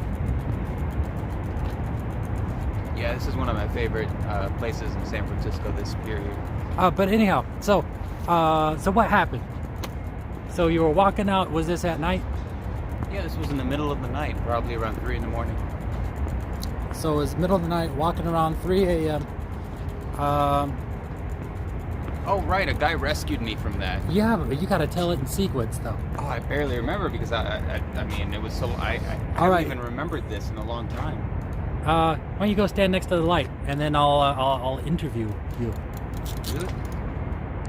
It's ooh, I gotta make sure it's the right. Okay, I think this is gonna be it. No, this is the wide angle. Hold on, bear with me. Sorry. Yeah, there we go. This should be more light sensitive.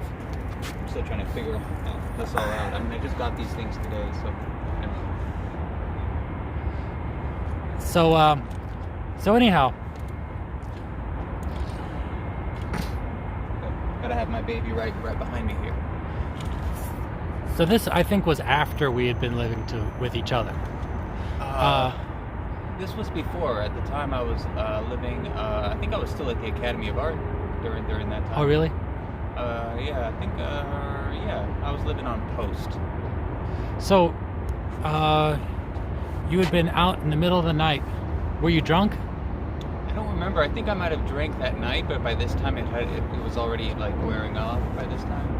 So, you were out walking in the middle of the night, and you felt like. Oh, yeah, that's right. She reached into my pocket and grabbed my wallet.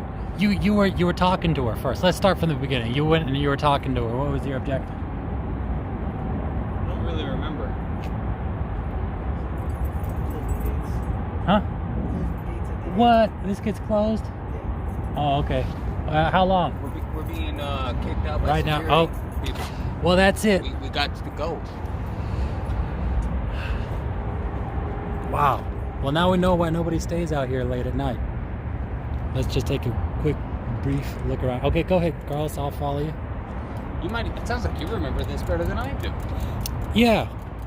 So, She had my. She had my wallet, which had my debit card in it. Oh man, you keep jumping ahead. You got to go sequentially. Oh well, geez, what did I miss? Okay, how did she get your wallet? So first, you were talking to her, right? And you were just trying to have a conversation with her because you were just out in the middle of the night looking for something to do. And she was talking to you, and then I think realized that you had no intention of doing anything with her. And right. She got pissed and she started yelling at you and getting in your face. And then did she ask for money? And you didn't have money? Yeah, I pulled out my wallet and I showed her that I didn't have any. Oh, money. that's right. That's what you're doing. She was telling you to give her money for wasting her time. That's right. And then that's right. And then so you go. Yes. And you show her, look, I don't have any money. Yeah. And she grabs your wallet and walks away with it. That's right. She walks away. She and just then walks away like confidently that I'm not even going to try to do anything. Oops. And so then you are following her, asking for the wallet back, and she's telling you to leave her alone, basically. Yeah, exactly. She's basically acting like I'm a stalker or something. She's like, leave me alone. I don't know what you're talking about. And yeah, I followed her for block after block, and every now and then she would stop and like get in my face, like I was like she was gonna fight me. Oops. Fortunately, it didn't get violent, but what was I gonna say?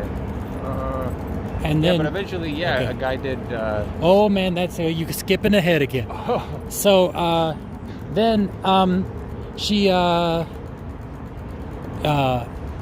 popped you in the eye, punched you in the face. So she took it to an ATM, and was telling you to enter your PIN to take the money out. Right, and I kept getting it wrong intentionally, obviously. Yeah. I kept getting it wrong. You kept getting it wrong, and then she popped you in the eye.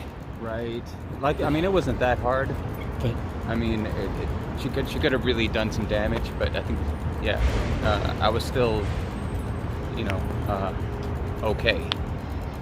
So yeah, she punched you in the eye, and you wouldn't give it, and then eventually, did she hit you more than once?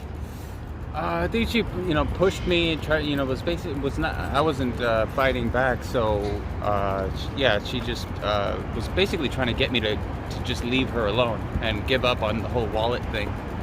And then a Native American man came out of nowhere and said, "Leave him alone." Yeah, the Native American guy with he had a dog with him. Well, go ahead. He saw what was going on and he stepped in, and he actually gave her $20. That's how much she was asking for. Yeah. And so he went ahead and actually gave that to her, just to end the whole thing. Oh, sorry. And that's all she needed. She got her $20 and walked away.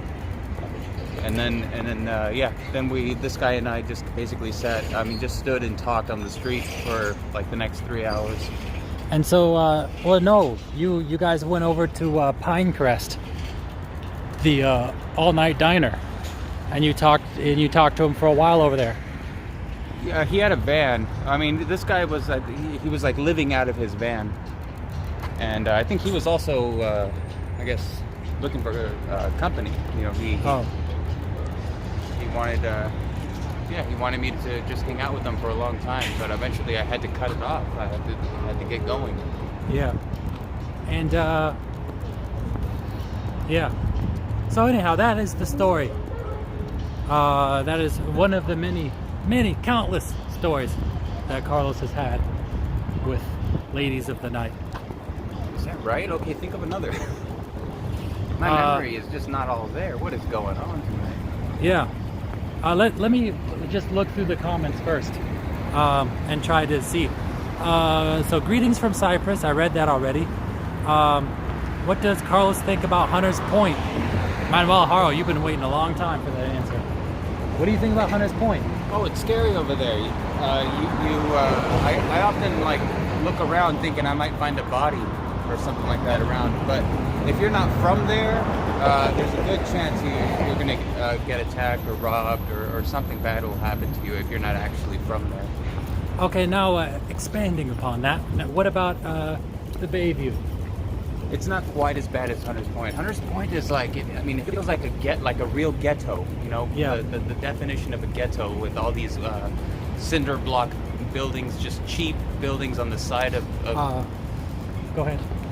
just on the bad land, on the just bad land, bad part of the city. A bunch of cheap project buildings, just made out of concrete, and yeah, just a nasty place to be at. There's litter all over the place. No one gives a damn over there about anything. And then, I mean, generally you can tell how good a neighborhood is by how much security there is places. When people got in a cage that goes up and over their door, you know, all the way around, then you know that it's not a very good place. And the city doesn't seem to really put much work into that area. Like, well, they're kind of cleaning up the Bayview. You know, the sidewalks are like crumbling, and it's just poured concrete. Not, you know, just carelessly put together. Yeah, you can tell. You can tell what the city feels about a neighborhood by how much care they put into that neighborhood. Yeah. You go over into the Presidio, or you go over into the Tenderloin, you'll see a huge difference in the quality of the streets, which has nothing to do with the homeless. They probably put more money in like one city block of the Presidio than in the entire Hunters Point district. Yeah, you'll see sidewalks all chewed up. I mean, you know, there's what's that? There's Toxic Beach that's over along 3rd Street. Overgrowth of plants and weeds and ivy and thorns. Yeah. Dirt paths from one place to another. But okay, so anyhow, let's go down. So we got that, and J89 is my brother's. Okay, I saw that. It was so nice meeting Carlos in person. I definitely need to keep in contact with both of you. Brenda Barnes, look at the city lights, heart. Lee, can you ask Carlos if he will live stream his bike tour? That's something we actually talked about. I would love to do that, but I don't have the equipment. I mean, I would love to bring an audience along with me to, you know, it's gonna be an adventure. So, yeah, I mean, that would be great. But there's also no signal out there for live streaming, so it might be like YouTube uploads. We're gonna have to discuss this whole bike tour thing after I get through these comments. Yeah, that would motivate me a lot more if I had like people that were watching and keeping up with it. I've been saying for the longest that you should just live stream, because you just roam, you go on wild walks. There's people who are up at night who would like to be there with you, you know? The people who, you know, I'm not in the best mood. Other people are probably up at night, not feeling the best, and they just want to see something and chill out too. Sure. I'm sure they would like to see you just roaming through, who knows, riding your bike down to Palo Alto from San Francisco, or like going up to Muir Woods or wherever, you know? You kind of feel like you're with them. I mean, I've watched that stuff over on Twitch. Like when I was going to start on Twitch, I was like, let me take a look. And I've seen some cool videos of people just like walking around at night in the city. And it seems pretty cool. Somehow when it's live, somehow it's more intriguing. Anything could happen. I mean, if it was just an upload, it wouldn't be quite as interesting. Yeah. You want to sit down here next to me? I just need to take a break on my legs. Okay, so when I first saw you on the computer, you had been on for 35 minutes. Okay. Does that sound right? I don't know. So I've been streaming for approaching 2 hours now. Yeah. It is no longer my birthday. It's 12:02. I got a chance to say happy birthday in person. Yeah. Honestly, it was a pretty shitty birthday.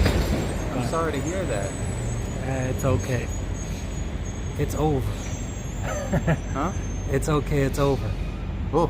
Yeah. But, why are they chasing you guys off? You cut out for a bit. I guess they closed that area down. Probably because of the homeless people.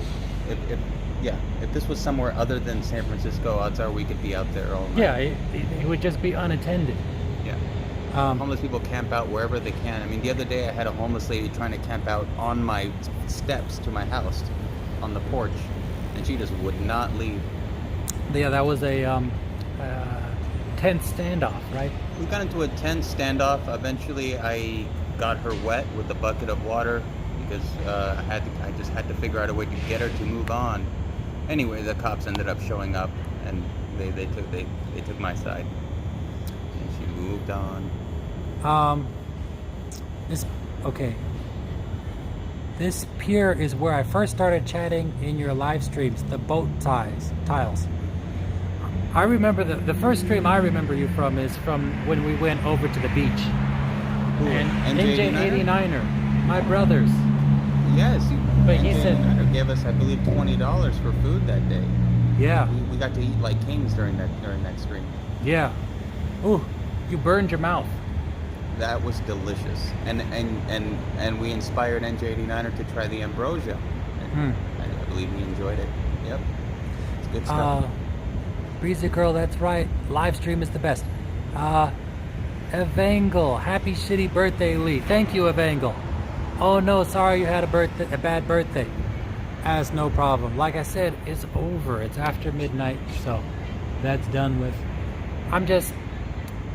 There's a lot of things that were going on. I mean,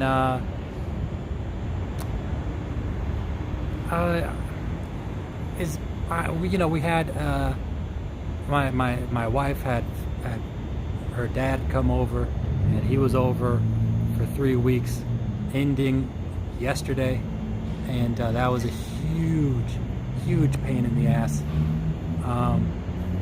and he just wasn't very respectful, but I mean, and I knew there was going to be trouble before it happened, but so that was difficult. Also, I mean, my wife is getting pressed from both sides, you know. Yeah. And I'm expressing my displeasure. She is getting pressure from her dad. That has got to be frustrating. I can't imagine that, because they're encouraging her, or like putting into her head that you're no good. Yeah. And yeah. So, yeah. I mean, it's difficult, and I feel like it's something that I've dealt with many times before. But I mean, so yeah, she was lashing out at me, and then she was basically telling me just to leave the family, leave the house, you know. And yeah, why don't I just leave? And so yeah, like Yeah, my birthday rolls around, and she's saying, oh, I never wanted to have kids, and I did this for you, and blah blah blah. So my birthday rolls around, and just like a day or two before, she had been saying these things. So I mean, the presents don't mean anything to me. I mean, it's not like we have like there's extravagant presents, but it's the thought behind. I don't need a single penny to be spent on a birthday present for it to be worthwhile and valuable to me. But you can't. I don't feel like it's a special birthday when just previously some horrible things were said to me. So I literally told her to just go ahead and return all those gifts. I don't want them. Wow. I mean, it's the thought behind the gifts that matter to me, not the gifts themselves. It's terrible. But I mean, like I said, I said this earlier. I don't know how much you saw, but it kind of was. Well, I didn't mention that, but it was kind of destined to be a bad birthday anyhow. I mean, this is 15 years since the last time I talked to my mom. It's also my mom's birthday is just a few days after mine. So last time I talked to her was almost exactly 15 years ago, and she would end up dying right at like 3 months later, and I didn't find out about that until much later. That's something I've been thinking about. And I went with my daughter shopping, and we went to go get some shampoo. She happened to get the very same shampoo that my mom used to use, and so like I popped it open. It's the Herbal Essences. It was one of those. I smelled it, and it smelled exactly the same. It smells good. And yeah, I never told my wife or anybody about that. It was just something I've been thinking about and sort of mulling over. And at the same time, I'm talking to you, and you're talking about your mom dying. Well, we were shooting that video, and I think that drained me emotionally. Yeah, I told you that was going to happen. So Yeah. basically, when I first started live streaming, somebody asked me, "Hey, so I Should turn this off. oh, go ahead. Like, I guess I was, when my channel was going to get stripped away, I had so much that I wanted to tell and to share about myself and about my life and about who I am and why I do the things I do. And my channel was going to be stripped away. I had to wait 3 months. So I shot a big long video talking about myself and about my life and everything. And then later did a live stream to talk about it. And people were asking me to talk about something sad. I was like, what do you want me to talk about? They said, I don't care, just something that gives me the feels, something that makes me sad. And so I was sitting there thinking like, well, sad? I was not in the mood for that. I was like feeling happy and upbeat. And I was thinking about it, and eventually started thinking about my mom and about being like unwanted in my family and how I was kind of mistreated. And I went into a pretty deep depression that lasted a long time because of that. If that viewer only realized how much that impacted you.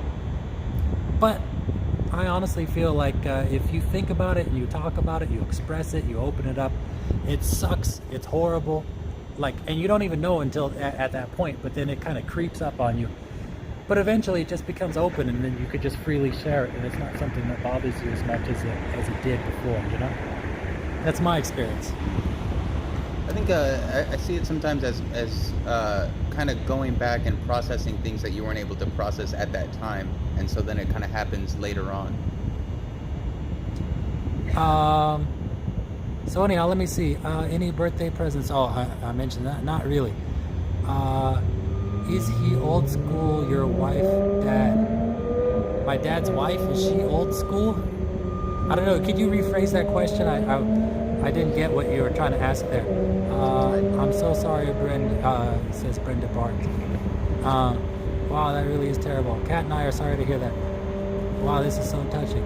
Is Kat Marin? You real? Hello? Yes, it's South. Interacting with the live stream is what gets people to watch. Yeah, I try to interact, but I go and talk for a while. I did that with a lot of traumatic things. Okay, okay. Hey guys, what's up? What's up, Scully K? It sent me into a deep depression, but I'm a little better for it now. Yeah. Do you smoke pot at work, Carlos? I do. It says Heavy Distortion. Oh, I mean, I have, not currently, but yeah, I would smoke all day, every day, no matter what I was doing. Oh, okay. Not much tragic. I think that's traffic, says Scully K. Out there now. Yep. Things shut down. I mean, it's after midnight here. You say your wife is Asian. Sometimes the parents are old school. So, yeah. I mean, they are. They don't think of themselves as being that way, but that's the truth. I don't know. It's dealing with an Asian family is a really, really difficult and tiresome thing. Either you're with them or you're against them. Well, there's a lot of obligation, and there's a lot of them being pushy and intrusive, very little respect, and other things of that nature. I don't like getting steamrolled. I don't like saying, no, we're not going to do this, and then just, like I said, being steamrolled, run over. I mean, he had been over into our house years ago and called our place a dog's nest. So if it was a dog's nest then, it is like a rat enclave now, because we got kids. There's no way you could keep an immaculate house with kids, especially when it's only 600 square feet. You and your wife have a lovely family. It's tragic that her side of the family is influencing so much of that drama. Well, I don't want to really get too much into it, except for to express why I'm kind of bummed for this dream. But so yeah, I mean, he had said that. So I just said, like, we're not going to be hosting, and he just kept going on and on about how he wanted to be inside our place, and oh, I'd like to hang out in your place, and blah blah blah. But like, it's something. If you want to, if you want to stay at my place, I'm a private person. I don't really host parties or anything like that. If you want to stay at my place, you got to be respectful. And to just say something like that, and actually when the place was not bad, yeah, that's it. That's there's no more hanging out over inside our place, especially when they don't effing leave. You know, when you're hosting somebody, I mean, it's not something that happens to everybody, but you're having somebody over, and it's like, okay, you're enjoying yourself, and then it's like, all right, well, yeah, it was nice seeing you, and they don't effing leave, and they stay for another few hours while you're trying to escort them out, asking for tea. Oh, it's too hot, let me let the tea cool down. Oh, it's too cold, let's heat it back up again. Wait, but I forgot my tea. You know, the little tricks like that. And this is not necessarily him, these are other members of the family that did these kinds of things, to the point where now it's our house is our house and no one comes in anymore. But that's the kind of stuff I was dealing with, and he basically tried to barge into our place. We had a problem with our front door downstairs to get into the building. He was getting hostile? Not hostile, but he got into the building on his own instead of buzzing in. And we're waiting for him to buzz in, and then he knocks on the door, and then I open up, and he's like trying to come in past me. Yeah, what's going on? And he got pissed. And that was in the very beginning, and I felt incredibly disrespected because I already said, no, you can't come up here, and he's trying to come up. So anyhow, it's 3 weeks of dealing with stuff along those lines, and you know, obviously I somewhat sympathize for my wife because I'm saying, no, we're not going to be doing these things that they want to be doing. They're saying, why aren't you letting us do these things we want to do? And so she kind of lashed out at me. Anyhow. Street sweeper. Ever been to Europe? No, I've never been. The only time I've ever left the country was because I was over international waters flying to Hawaii. I know my ex is Asian. A dog's nest, what the hell? I had a girlfriend family not like me for no reason. I'm a single dad. That works. Yeah. Oh, Scully K, I know exactly who you are. Scully K has a 14-year-old daughter. I know that much, and he's a single father. You guys are sweating. Is it hot in SF? It was pretty hot today, huh? Today was an exceptionally warm day, and it's also a warm night. It's unusual for the city to be warm. Oh yeah, we can't always like everyone, bro. Not family. So, I don't know.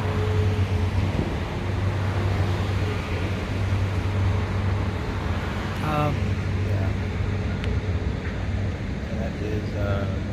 That sounds frustrating. It sounds like there's not much hope in sight. It sounds like it's going to continue to be frustrating. No, he flew back to Hong Kong. Yeah. So until he comes again, there's no issues. Except through Skype or WhatsApp. Yeah. Yeah. Well, I don't know. I mean, honestly, and here's the crazy thing is that he, out of her nuclear family, is the one that I like the most.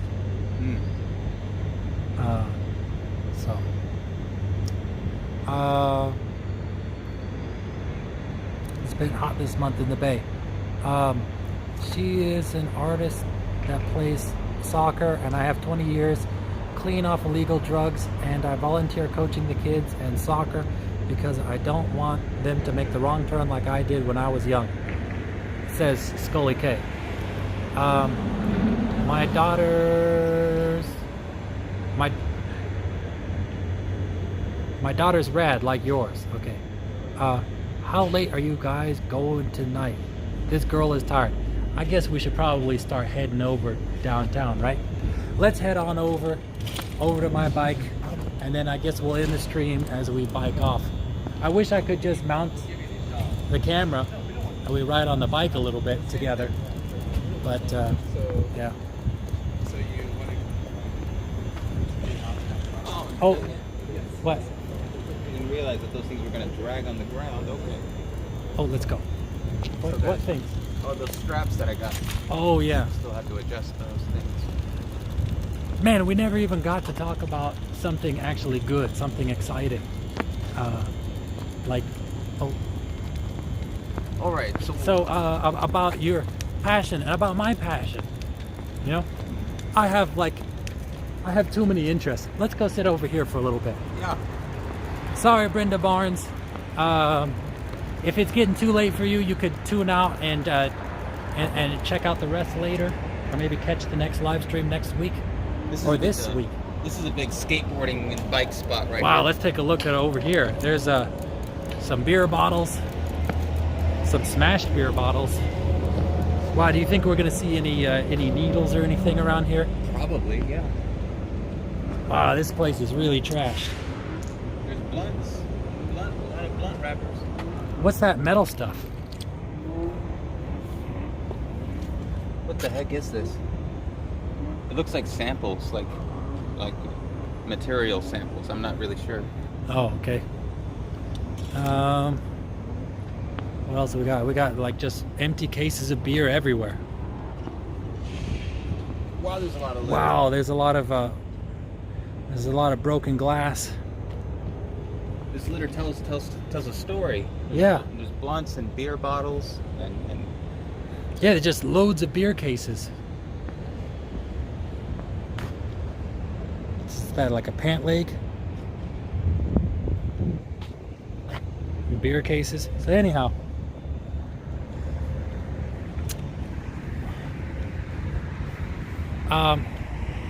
Brenda Barnes, good night. Be safe. All right, see you, Brenda. Thanks for checking in. Thanks for saying happy birthday.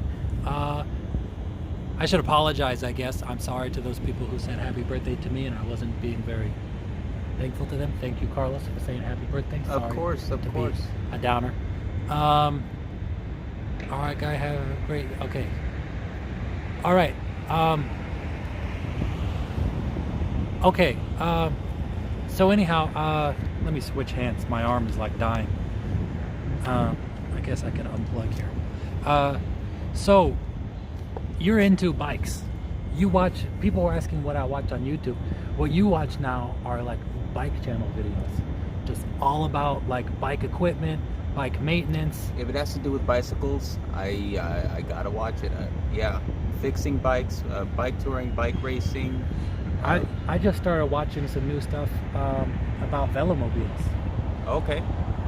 And that's something I have not gotten much into because it doesn't feel like a bike to me.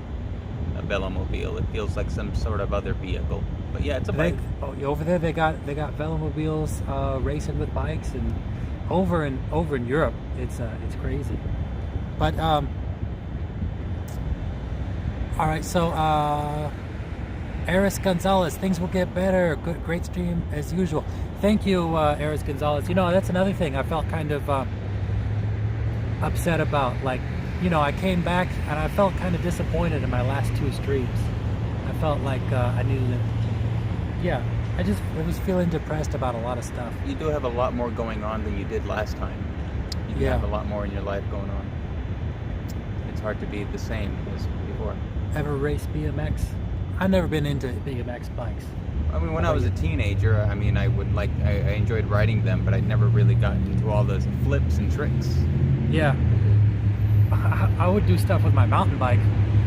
Yeah. I would go and like pop wheelies and do jumps off of curbs, but that kind of stopped when I was lifting up to do a jump on a curb, and Riding ended downstairs. I ended up flipping and boom, landing on my back and getting the wind knocked out of me and just being paralyzed, trapped under my bike. Yeah, we're in our 30s now. We're not going to be doing bike tricks. I'm 6'8", 220 pounds. I've been in a few severe accidents. I mean, I had a life-threatening accident on my bike when I was in my 20s, where, I mean, yeah, the ambulance had to come and pick me up and take me down to the trauma center. It was pretty scary. Yeah. Yeah, and I've also broke my wrist before and nearly got ran over by a bus. The wheel of the bus just went right past my head after I had hit the corner or the side of the bus. And squished, your water bottle was right next to your face, and that water bottle exploded right next to you. Yeah, I really felt the power of that wheel. Like, I felt like if that wheel was to go over my head would have just popped like a tomato. And we've seen people who've gotten run over. We've seen the remains of people who've gotten run over by a bus. Yeah. So after those experiences, I think I've had it. I've done it. Now it's just time to go on a scenic bike tour. You still sneak through red lights, though. Sort of. I mean, I slow down, and if there aren't any cars around, then I'll go. But Yeah. I mean, I remember I still wait. for years you were very cautious on bikes. Oh yeah, going fast. Yeah, Ooh. and still, are you still scared of going fast on a bike? I don't think so. I mean, I want to at least feel in control. Like there's a certain point where you're going so fast that if you lose control or if something happens, there's nothing much you can do about it. You don't want to go that fast. Evangel says. What is the name? Evangel. It's XX Evangel. Evangel. XX. It's a lovely name. I guess that's what I've been saying it. I think Evan. XS is like kisses, right? Like XOXO. No, I think it's something people do as decoration Okay. on the border of the. We should probably. I'm actually feeling like my bike is getting jacked at this moment. Yeah. So yeah. Let's hope it's there, because I honestly feel like right at this very moment it's being stolen. Market and fit. I mean, damn. So we'll see. My bike, I leave it ratty on purpose. Your cable's disconnected. I know, I did that on purpose. I think the battery's drained. So I charge my gimbal while I walk around. But anyhow, while we're walking, so a passion of yours is biking and bike tours, and you're trying to fix up your bike. And also bike So maintenance. I want to just Oh, learn wait, we how shouldn't cross. There's how a to cop fix car any right across. problem, how to build a bike. You know, I've been learning how to true a wheel, replace parts, paint the bike. You know, do everything that a bike needs. And so, talking to you, I mean, you know, biking's a passion of mine that I kind of haven't been able to really think about for a long time. So we go our own ways. I mean, yeah, it overlaps. We love bikes, but you go the electric bike route, which is cool. I mean, it's nice to have. My thought is efficiency.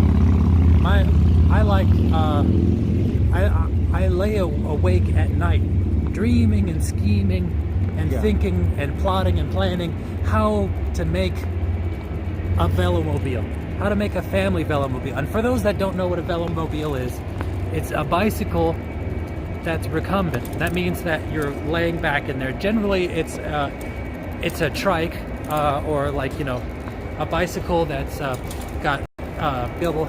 And so basically, you get one of those, and then you build an aerodynamic shell for those. These things can go.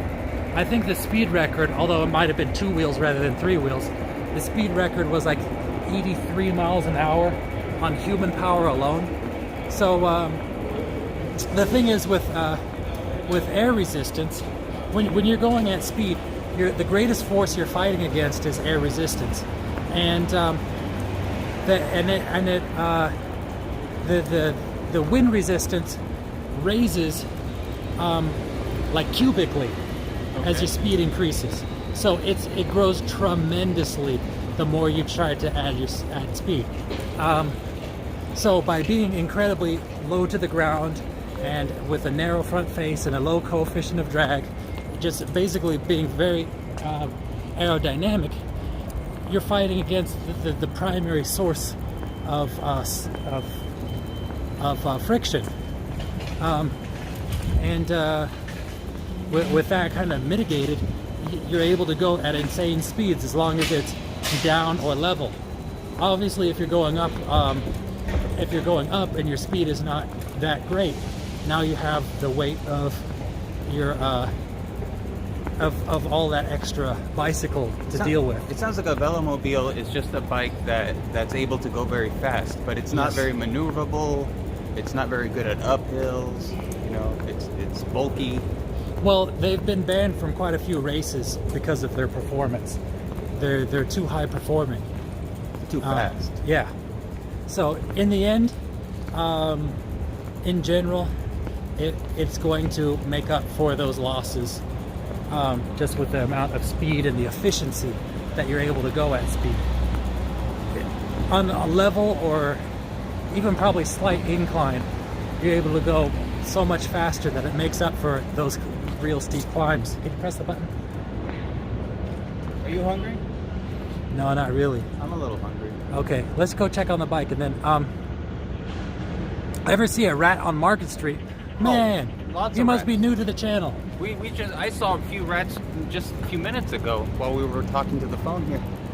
Man, now is the time to see rats. If we went over to I can show you rats. I can show you where they are. We can put them on the screen. All right. Yeah. We've seen all kinds of rats. We've seen living rats, we've seen dead rats. At the Mint, at the San Francisco Mint, they're not even afraid of people. Like, there's just rats hanging out. We've seen ratatas, raticades. What's the name from Ninja Turtles? Oh God, what's his name? Skinner or something like that? You're thinking of Shredder. Shredder. No, Splinter. No, Splinter. Yeah, we've seen Splinter. We've seen all of them. We've seen field mice. We've seen house mice. I actually enjoy watching them. They're kind of cute. Eating stream. Be alert. They live under the grills in the trees on Market Street. Man, the rats are everywhere. Yeah, it's pretty amazing. Oh, and especially the construction zones. That's where you're really going to see them. Chinatown has a pretty bad problem. Oh, of course. Where do you think rats came from? Oh, Chinatown? China. China. Yep, they're at home in Chinatown. That's all right. That's for sure. You see, like the rat, they got the Fu Manchu. It's scary the way they maneuver, because they're wild and on their own, the way they jump up onto things. And they're pretty fast. Actually, most of the rat's communication we cannot hear. It's too high pitched. Okay.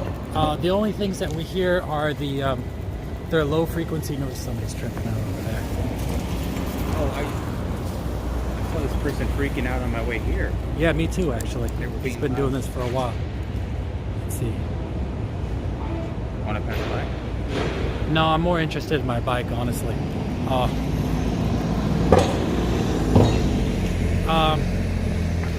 Let's see. They really came from China. Yeah, the Ratus, the black rat, came from China.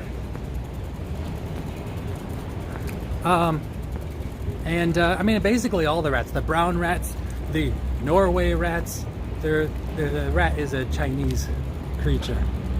I mean, not anymore. Now it's cosmopolitan. But that's why every time there's been like a major plague that has gone across the West, it came from Asia. Wow. So like the bubonic plague is black rats. That's why the people in Asia were not dying along with everyone else. It's the people have been introduced to new diseases. Like all of them, scarlet fever and all of them. It's just basically people getting introduced to new diseases.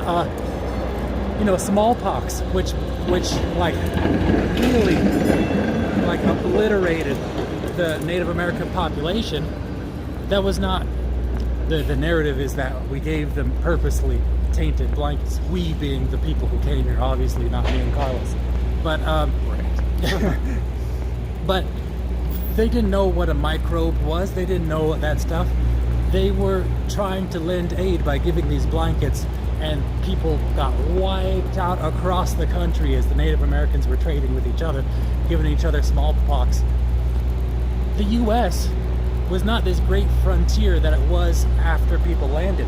It was fully populated with Native Americans who just got eliminated by smallpox.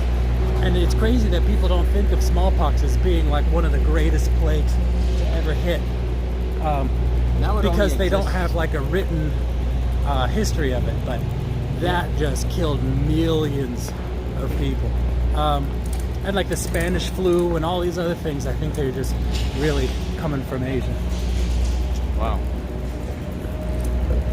Asia. Because you're trading with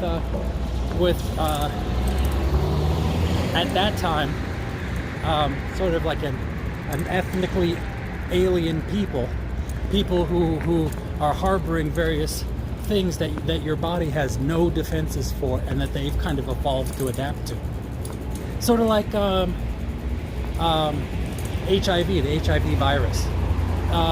The first documented cases of those were like in the 1800s. Like, you know, the other primates have had HIV for a long time, for like, I think like tens of thousands of years, or at least 10,000 years, and they've adapted to the point where it's like getting a cold or something. Conversely, if a chimp or other primate gets herpes, that's devastating. Whereas a person could get herpes and continue to live their normal life. There are certain people that just happen to be immune to some terrible disease.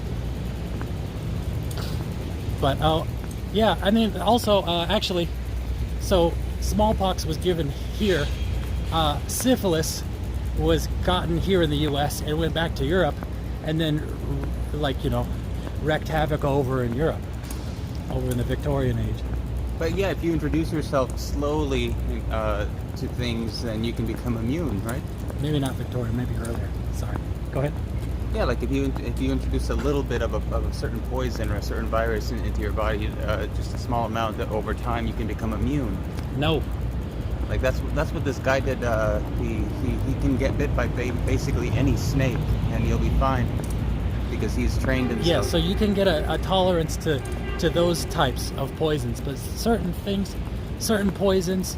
There was the inventor of nerve gas discovered that if you were given poison, a proper poison, not like an animal's venom or something like that, but if you're given poison, cyanide, yeah, like cyanide or arsenic or ricin or whatever else, and you're just given a teeny amount, it doesn't matter what the dose is that you're given each time, but as long as it reaches the total lethal amount, it will still be lethal.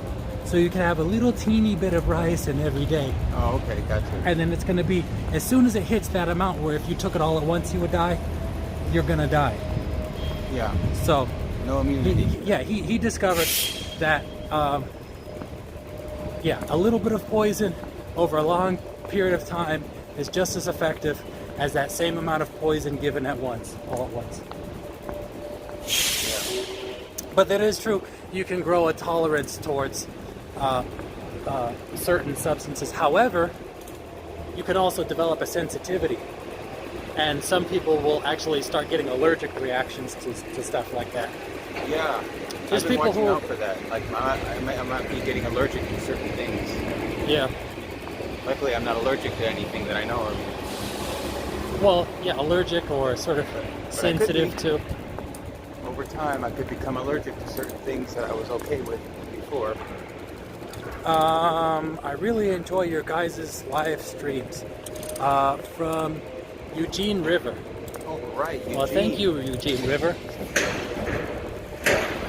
Thank you for saying that, because I honestly get really self-conscious And especially when I feel like I had a pretty crappy stream. Yeah, it's nice to know that people don't just come in and leave again. It's nice to know that people are enjoying our walks. I mean, yeah, So it's a nice city. you've been really interested in going and bike touring, you've been fixing up your bike and planning on it. It's a lot of different things. It's the fixing of the bike riding itself, and also the camping part of it, and the traveling part of it. These are all things that excite me. Yeah, and so like as you're talking about these things, I'm thinking like I keep bringing up stuff. It's not like I'm doing research for this stuff. You're like used to, and then I'll bring up like, hey, what about a portable wood burning stove? Right. And then I know exactly the one, and I go try to find it for you. Yes. And I'm like, wow, yeah, that would be really good. Yes, and I plan to bring one. I mean, you've been pretty helpful. I've been looking for one at stores, but I guess I'm gonna have to buy the one from Amazon. Yeah, it's a pretty neat little stove. And then Portable, lightweight. I can do my cooking. I can have a campfire, nice and neat. and then or like, yeah, you're talking about that, about traveling, and then I'm like, oh yeah, well, you probably want low maintenance parts. I'm talking about like the roll-off speed hub. Right. Now, do you know about the Schlump motor mountain drive? Oh no. Oh, so this is a planetary gear drive. It goes in your front sprocket. Well, that's what I thought the pinion was. The pinion has more gears. The Schlump has 2 gears. It has your normal one, and then it also has a really low gear for climbing up mountains. Yeah, that sounds like what I need. Yeah. Because then you can get very dirty, and it would be okay. You don't have to worry about your gears getting dirty. I've heard of people who use both. They use the Schlump mountain drive and the roll-off speed hub, and so they're getting just crazy gear ranges, all internal. And then also, you don't have to pedal to switch gears. You can just switch gears while you're just standing still, Yeah, and then be on your way, like at a light. yeah. I think you could even switch gears under load. Obviously, that's not the best thing in the world to do, but And then you don't have to worry about cleaning your chain or oiling your chain. yeah, and then also replacing your chain with a belt drive. Right. The main thing you'd have to do with that is you'd have to adjust it from time to time as that belt drive stretches out. Yeah, low maintenance. That sounds nice. And just the fact that you can get it all dirty and not have to worry about your chain or your gears. Yeah, You can really go all out. and because your chain is not moving on a derailleur or anything, you don't have to. I mean, it's just in a straight loop. And Super simple. I saw how you change the oil, and it's really easy. You just use On the syringe. speed hub. Yeah. Yeah. You know what? It's no problem. And then, but these are all things that I was thinking about for my sort of ideal vehicle. Being a, look, that guy's got an electric bike. Well, I think that's one of those city bikes. I think. Oh, wait, no, never mind. What's up? Got any plans for TwitchCon? I am a small fry. I don't get involved with TwitchCon. I don't get involved with what is the one that YouTube does? Aren't most Twitch users or Twitch creators like small fries, like you say? Like, Yeah, that's true for that and for YouTube. But YouTube, I got like 22,000+ subscribers. And it's not like I'm getting invited to anything. So on Twitch, I got like 55 followers, I think. yeah. I'm ultra small fry. But wouldn't it also be a way to kind of get ahead by going to an event like that? Well, he says, let's see, let me read your name. Hold on one second. Warcraft Andy. I'm just a viewer and I'm going. Granted, I'm a hardcore viewer. Well, what is it? So you're going there so you can meet other like streamers, or not other streamers if you're just a viewer, but you're going there to meet streamers, other viewers. What's the appeal? I guess it's sort of like Comic-Con for Twitch. Instead of just viewing it on your device, you can actually be there live. Yeah. Exciting. Yeah, when YouTube Live came to San Francisco, all of my favorite YouTubers were there. I mean, man, I could have gone there, but I mean, I don't. I think I just didn't have the money at the time to pay for the ticket. You know, I've done a lot of conventions before. I've done APE, the Alternative Press Expo. I've done WonderCon. I've done Comic Con, and I've done these a bunch of the times. But that was with my dad. But I guess my experience is a little bit different because I'm behind the counter versus somebody who would be like roaming and feeling it. But with these huge conventions, it can be pretty tiring trying to like waddling through all that foot traffic trying to see stuff, especially as it gets bigger and bigger. Or maybe just networking, trying to expand. What was that thing you were? What was that thing you were in where you were streaming a couple days ago? Okay, so a couple days ago, Carlos, will you be with me in the stream one time on the Elf? I think that would be a cool stream. Yeah, I mean, I didn't want to miss that. I felt kind of bad that you tried it anyway, even though I wasn't going. Yeah. Yeah, so I have this thing called the Organic Transit Elf. I'll show it in a proper video next time. Oh man, Pete's Coffee, why are you blasting this music? For no reason. This may have to get censored out of there. What was I saying? The Elf. The Elf. Organic Transit Elf 2FR. So that is kind of like a velomobile. It's a bicycle that's got a seat, not a bike seat. It's got sort of a chair that you sit in. And you're tilted a little bit back. Oh, look, this person here is on heroin. Hold on. Oh, is that even wider? So you said cat already? Oh, hold on. No, NJ89er was talking about his girlfriend. Okay, gotcha. Catalina. Yeah. So, yeah, she is on heroin or benzos. Or, you know, some other opiates. But anyhow. Hold on. So what do you think the chances are? It's been 2 hours. What do you think the chances are that my bike is still intact? Man, not good. Not good. If If it's still there, I would be surprised. So you would say 60-40 that it got messed with? Or what would you say what percentage would you say that something happened to it? At least somebody might have tried to steal it. Maybe they weren't successful. But yeah, I'm pretty sure it got a lot of attention.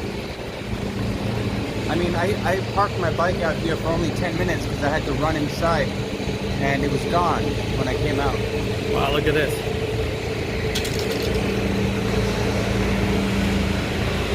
A lot of litter.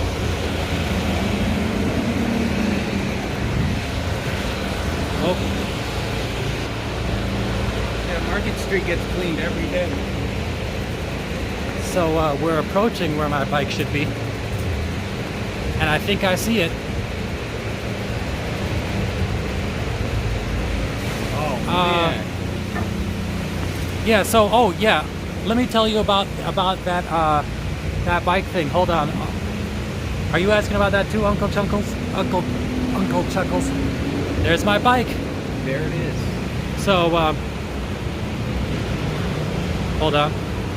The moral of the story, if you bike in San Francisco, don't get a nice bike.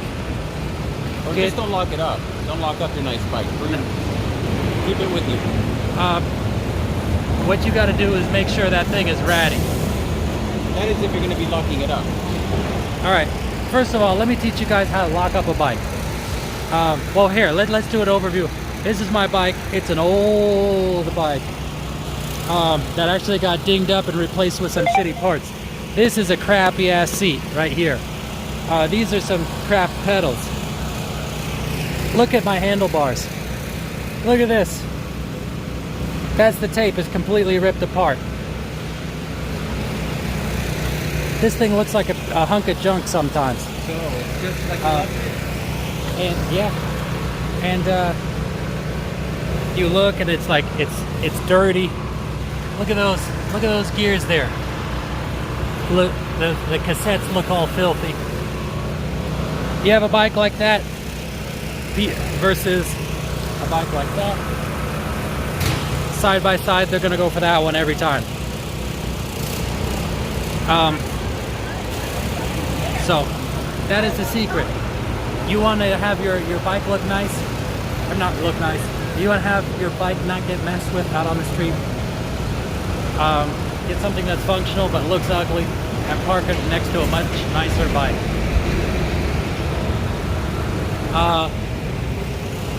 New tape for handles, it'll look brand new, but I'm not gonna do that. I'm not doing that. Oh yeah. Oh, so anyhow, let me show you guys something. Oh, hold on. Let me finish, because I was just saying about how it's locked up. So, how they teach you to lock up your bike is to put the U-lock. Don't get one that's too big, but put it over the tire through the frame, so this frame isn't moving anywhere. Of course, they could just cut through this tire, like I caught that guy on video, and then take the bike away. But I also got my tube and my front tire, which is on a quick release, chained up too. So now you can't get anything. You'd have to cut through the frame and the front tire and the rear tire, or pop both locks. You still have to worry about parts being stolen. Yeah, but when you got bottom of the barrel parts like this seat, Right. that's worth nothing. Yeah. And this is not quick release. You gotta have 2 Allen wrenches, and this thing is tightened to gorilla tight, to where I think I might have even cracked it somewhere. That's another thing. Don't get quick release Yeah. parts. Quick release, then you're asking for trouble. But so anyhow, yeah, look. First of all, the tape, they did a shitty job in the first place, and then it's falling apart. It still functions. It still functions, but it looks like garbage. You know? So that's where you hold. That's where you like to hold, not so much here. Yeah. I hold, because they tilted it down. When it was tilted more up, then this is where I like to hold. This way? Just, yeah, where this is even. They tilted it down like that was a favor for me, and they completely ruined it for me. Yeah, but those are easy adjustments that you can make. Oh yeah. So yeah, to give you an idea of how tall I am, look at the difference in seat height. I'm 6 feet tall, by the way. Yeah, Carlos is 6 foot. Boom, look at that.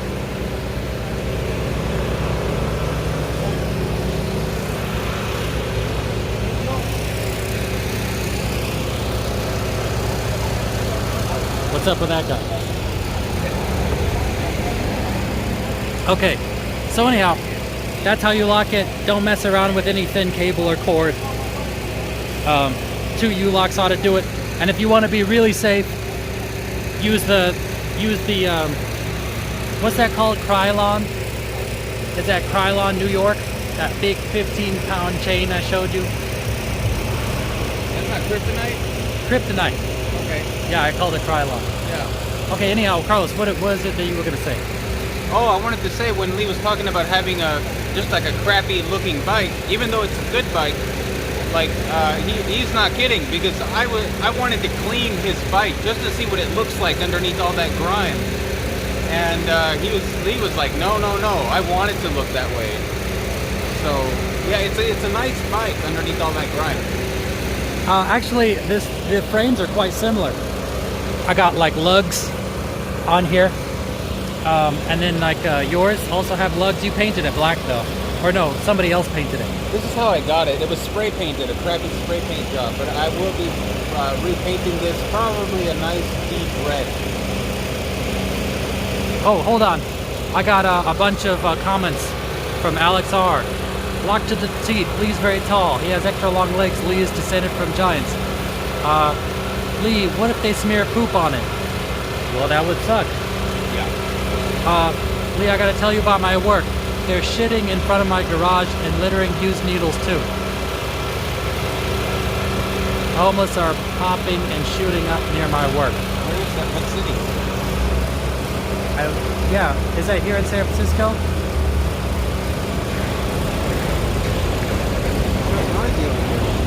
Yeah. Hey, Carlos. How long would it take to go from here to the Golden Gate Bridge? On the bike, Yeah. I would say 1 hour. I think you want to go for it. Yeah. Are you tired? I'm hungry. How about we go over to the 24-hour Safeway? There's some yeah, there's all sorts of 24-hour places here in downtown. Let's But go. yeah, Let's go to the 24-hour Safeway and get some food. Use the potty. I know you're not at the President's, but I wanted to buy you some food. I see. Well, let's just get something cheap. Yeah. I don't need much. It wouldn't be a birthday celebration without some food.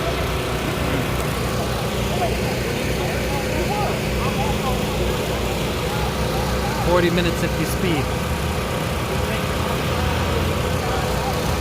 Actually, at this time of night, the roads are all empty. I mean, we could speed. You know, I'm kind of thinking maybe it's not something I should do at the last moment. It's already 1 a.m. and last time I was out late, my daughter was crying, asking about me. So I think maybe we should just go. Were you gonna stream it? No, Oh, it was just gonna be us hanging out. We're still gonna ride back home for the most part together. yeah. So anyhow, lol, did Lee seriously say use the potty? That's right. I'm gonna take a smoke break. All right. So I guess while Carlos is taking a smoke break, let me ask you guys, and if you're watching this after the fact, let me know in the comment section. Do you guys watch those stories that I upload? It's something you can only see on a mobile device.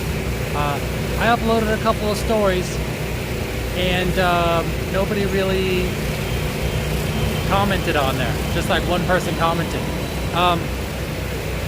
So it's not something you could view on desktop YouTube, though. The other thing was, I don't know. I guess there hasn't been a lot of interest in the updates I've been doing as far as the documentary. I don't know. I put a few updates. I guess it would make more sense if I were to put up some videos from there.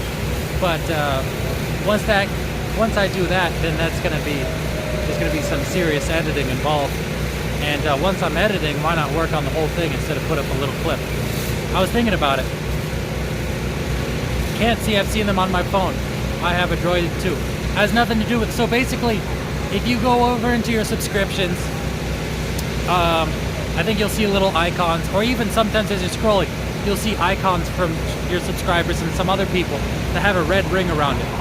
You go ahead and tap on that, it'll play like a little video. It's 7 seconds long. So I did a couple of them with Carlos.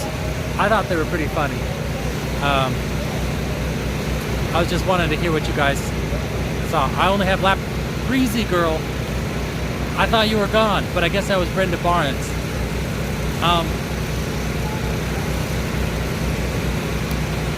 But yeah, what about?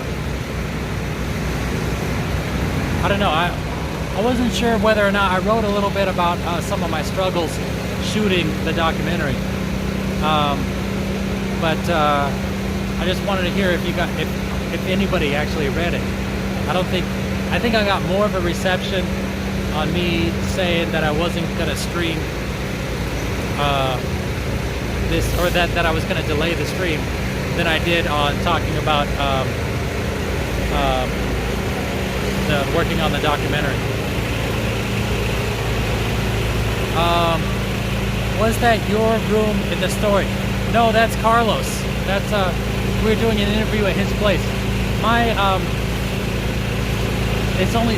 There's 4 people and 600 square feet. You need a lot of space to film. I have these big, huge tungsten lights. You don't want to have a shadow being cast, so you got to get them far away, and you got to get the person far away from the wall. If you ever notice, if you're watching a movie, you'll never see people just like right in front of a wall, or in a documentary, you'll never see them right in front of the wall because it's the nasty shadow that takes you out of the whole experience.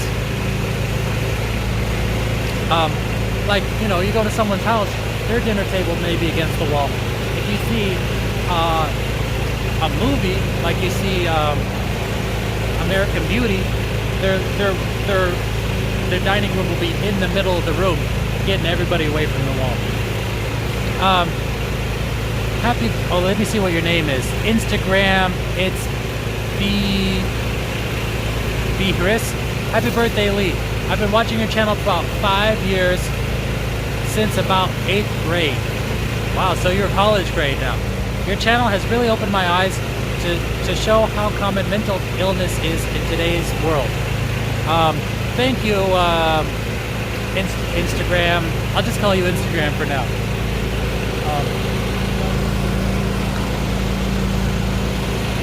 Yeah, buddy. Yeah, thanks. I mean, that was the intention. I mean, people, 8th grade, I guess, is a little bit young to start. But, yeah, the intention was to show, like, look at what's going on. Now we've gotten to the point where people recognize it's a problem, but we still got to focus on actually dealing with that problem. Ever think of growing a beard? I've done it before. I've grown full, well, not like that, but I've grown like a full beard before. They're itchy, and I don't like to breathe through it. And then for it to look nice, you gotta give it some maintenance, which kind of defeats the purpose. If I was gonna grow a beard, it would be because I don't want to deal with shaving. Neck beard, I had the whole thing. Neck beards are for fat people, honestly. If somebody doesn't have a neck, they grow facial hair, and you kind of imagine what it would look like if they had a neck. But no, I don't like, it's too itchy, and I don't, your arm looks dislocated. Is it dislocated? Yeah, I got 5 of them. What's that? I got 5 of them. 5 of them? Yeah. Wow. Great. That's it. Oh, okay. Yeah. How long you been in San Francisco? I'm from New York. You're from New York? Not from San Francisco. Oh, okay.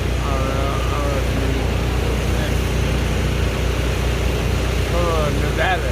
You're from Nevada? Reno. Oh, okay.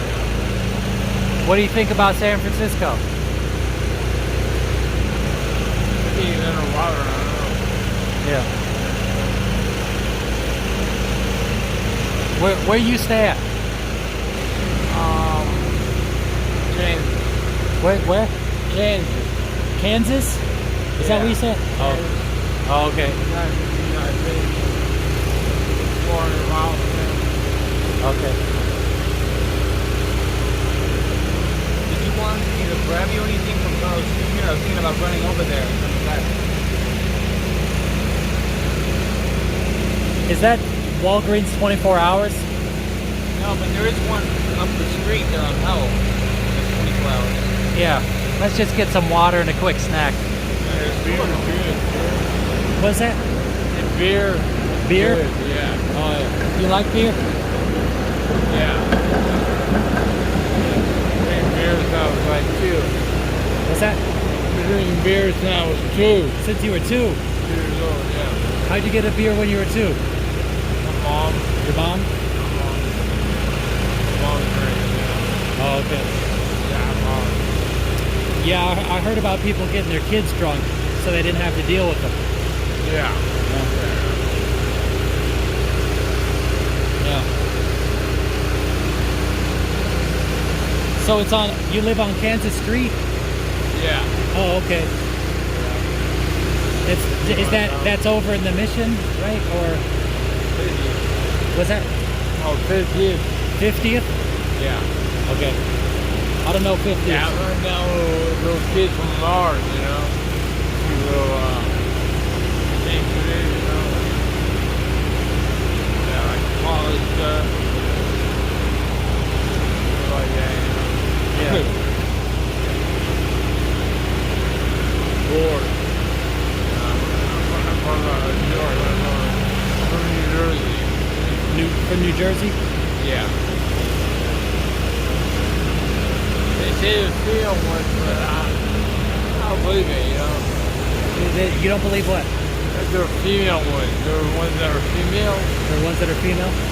Yeah. Oh. Man. Oh. What's up? Are you about ready to go? Yeah, I'm ready. Okay. Did you want me to? Are you gonna like stick around here? No, I think we should. I think we should go. I think we should end the stream. Okay. So, A bit noisy. I know, but what can you do? So anyhow, people, let me see. Right, man, I think the key to preventing mental illness is empathy, but certainly catch-22 because it's usually the people with the least, who are the least empathetic, think they're the most. So, anyhow, we should probably head on out. I was gonna ask some more questions. What would, are you guys interested at all in the documentary that I'm trying to make? If so, what did you think about the images that I posted? Would you guys like to see video samples? Yeah. Any questions from the audience? Oh! I'm gonna make more hype for this in the future. But I think next stream it's gonna be with that whole light setup with Carlos. He's gonna be lit up, and I'm gonna be live streaming and reading your guys' questions while I'm showing you him being filmed for the interview. So you guys can ask any question you want to Carlos, and I'll read it off to him for him to answer. Of course, I can't read all of them because as he's answering, questions will be scrolling off the screen. But go ahead and feel free to ask these questions, and know that you're a part of making the interview, and your question may or may not make it into the actual interview. So I think that's a cool idea. I'll try to hype it up a few times, spread the news, spread the word. Yeah. And look forward to that next time. The News Channel audience will be a big help to the documentary, I think. And if I was good at marketing, I'll probably hype that up and make that a Patreon exclusive thing. There's a lot of pressure. But here I am talking to you guys. But yeah, so if you guys are interested, let me know in the comments after the end of the video so I can really tally up and get a sense for it. Anyhow, thank you guys for watching. See you guys this Saturday over in Carlos's place doing an interview with Carlos. Get your questions prepared. We're talking about his life before being in foster care, his life in foster care, his family life, his life after foster care, homeless life, struggling with addiction, maybe. What you guys want to know? A lot of topics to cover, and I don't know. I feel like I can really open up because I feel that this is an important thing that Lee is doing. So I am totally an open book as far as my personal life is concerned. Yeah, feel free. All right. Oh, so see you, Chicano Brown. See you, Breezy Girl. See you, Manuel Harrow. See you, Heavy Distortion. The Instagram fellow. Manuel, you're still here.